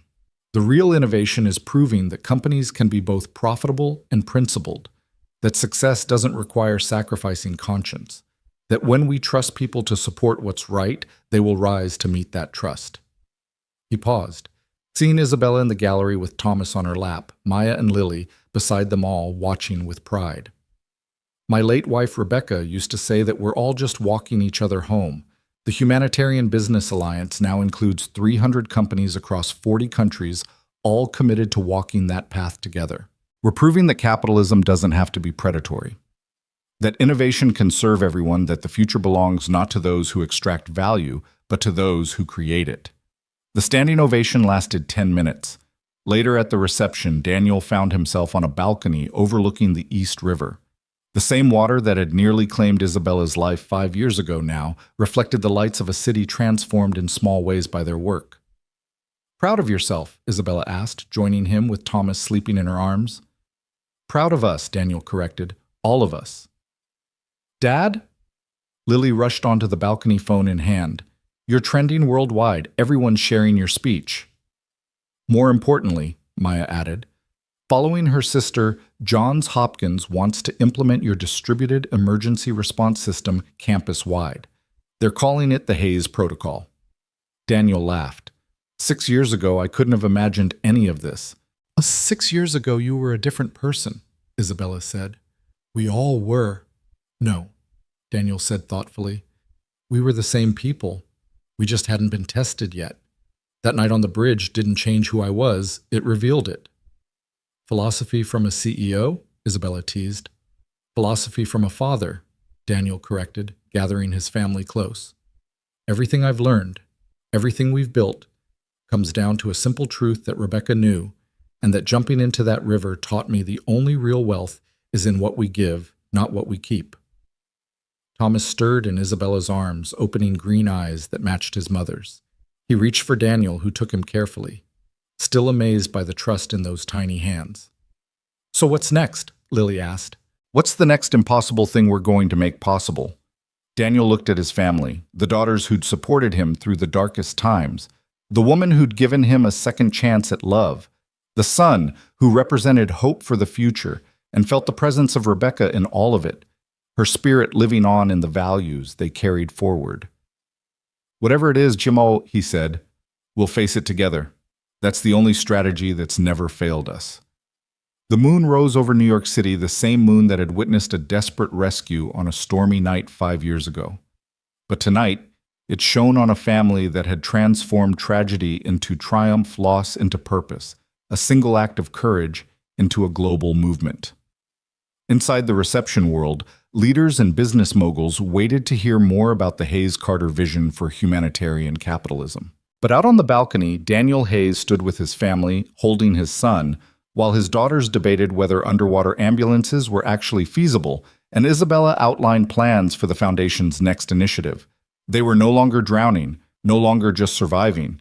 They were thriving, building, creating a world where every person had access to the tools they needed to save themselves and others.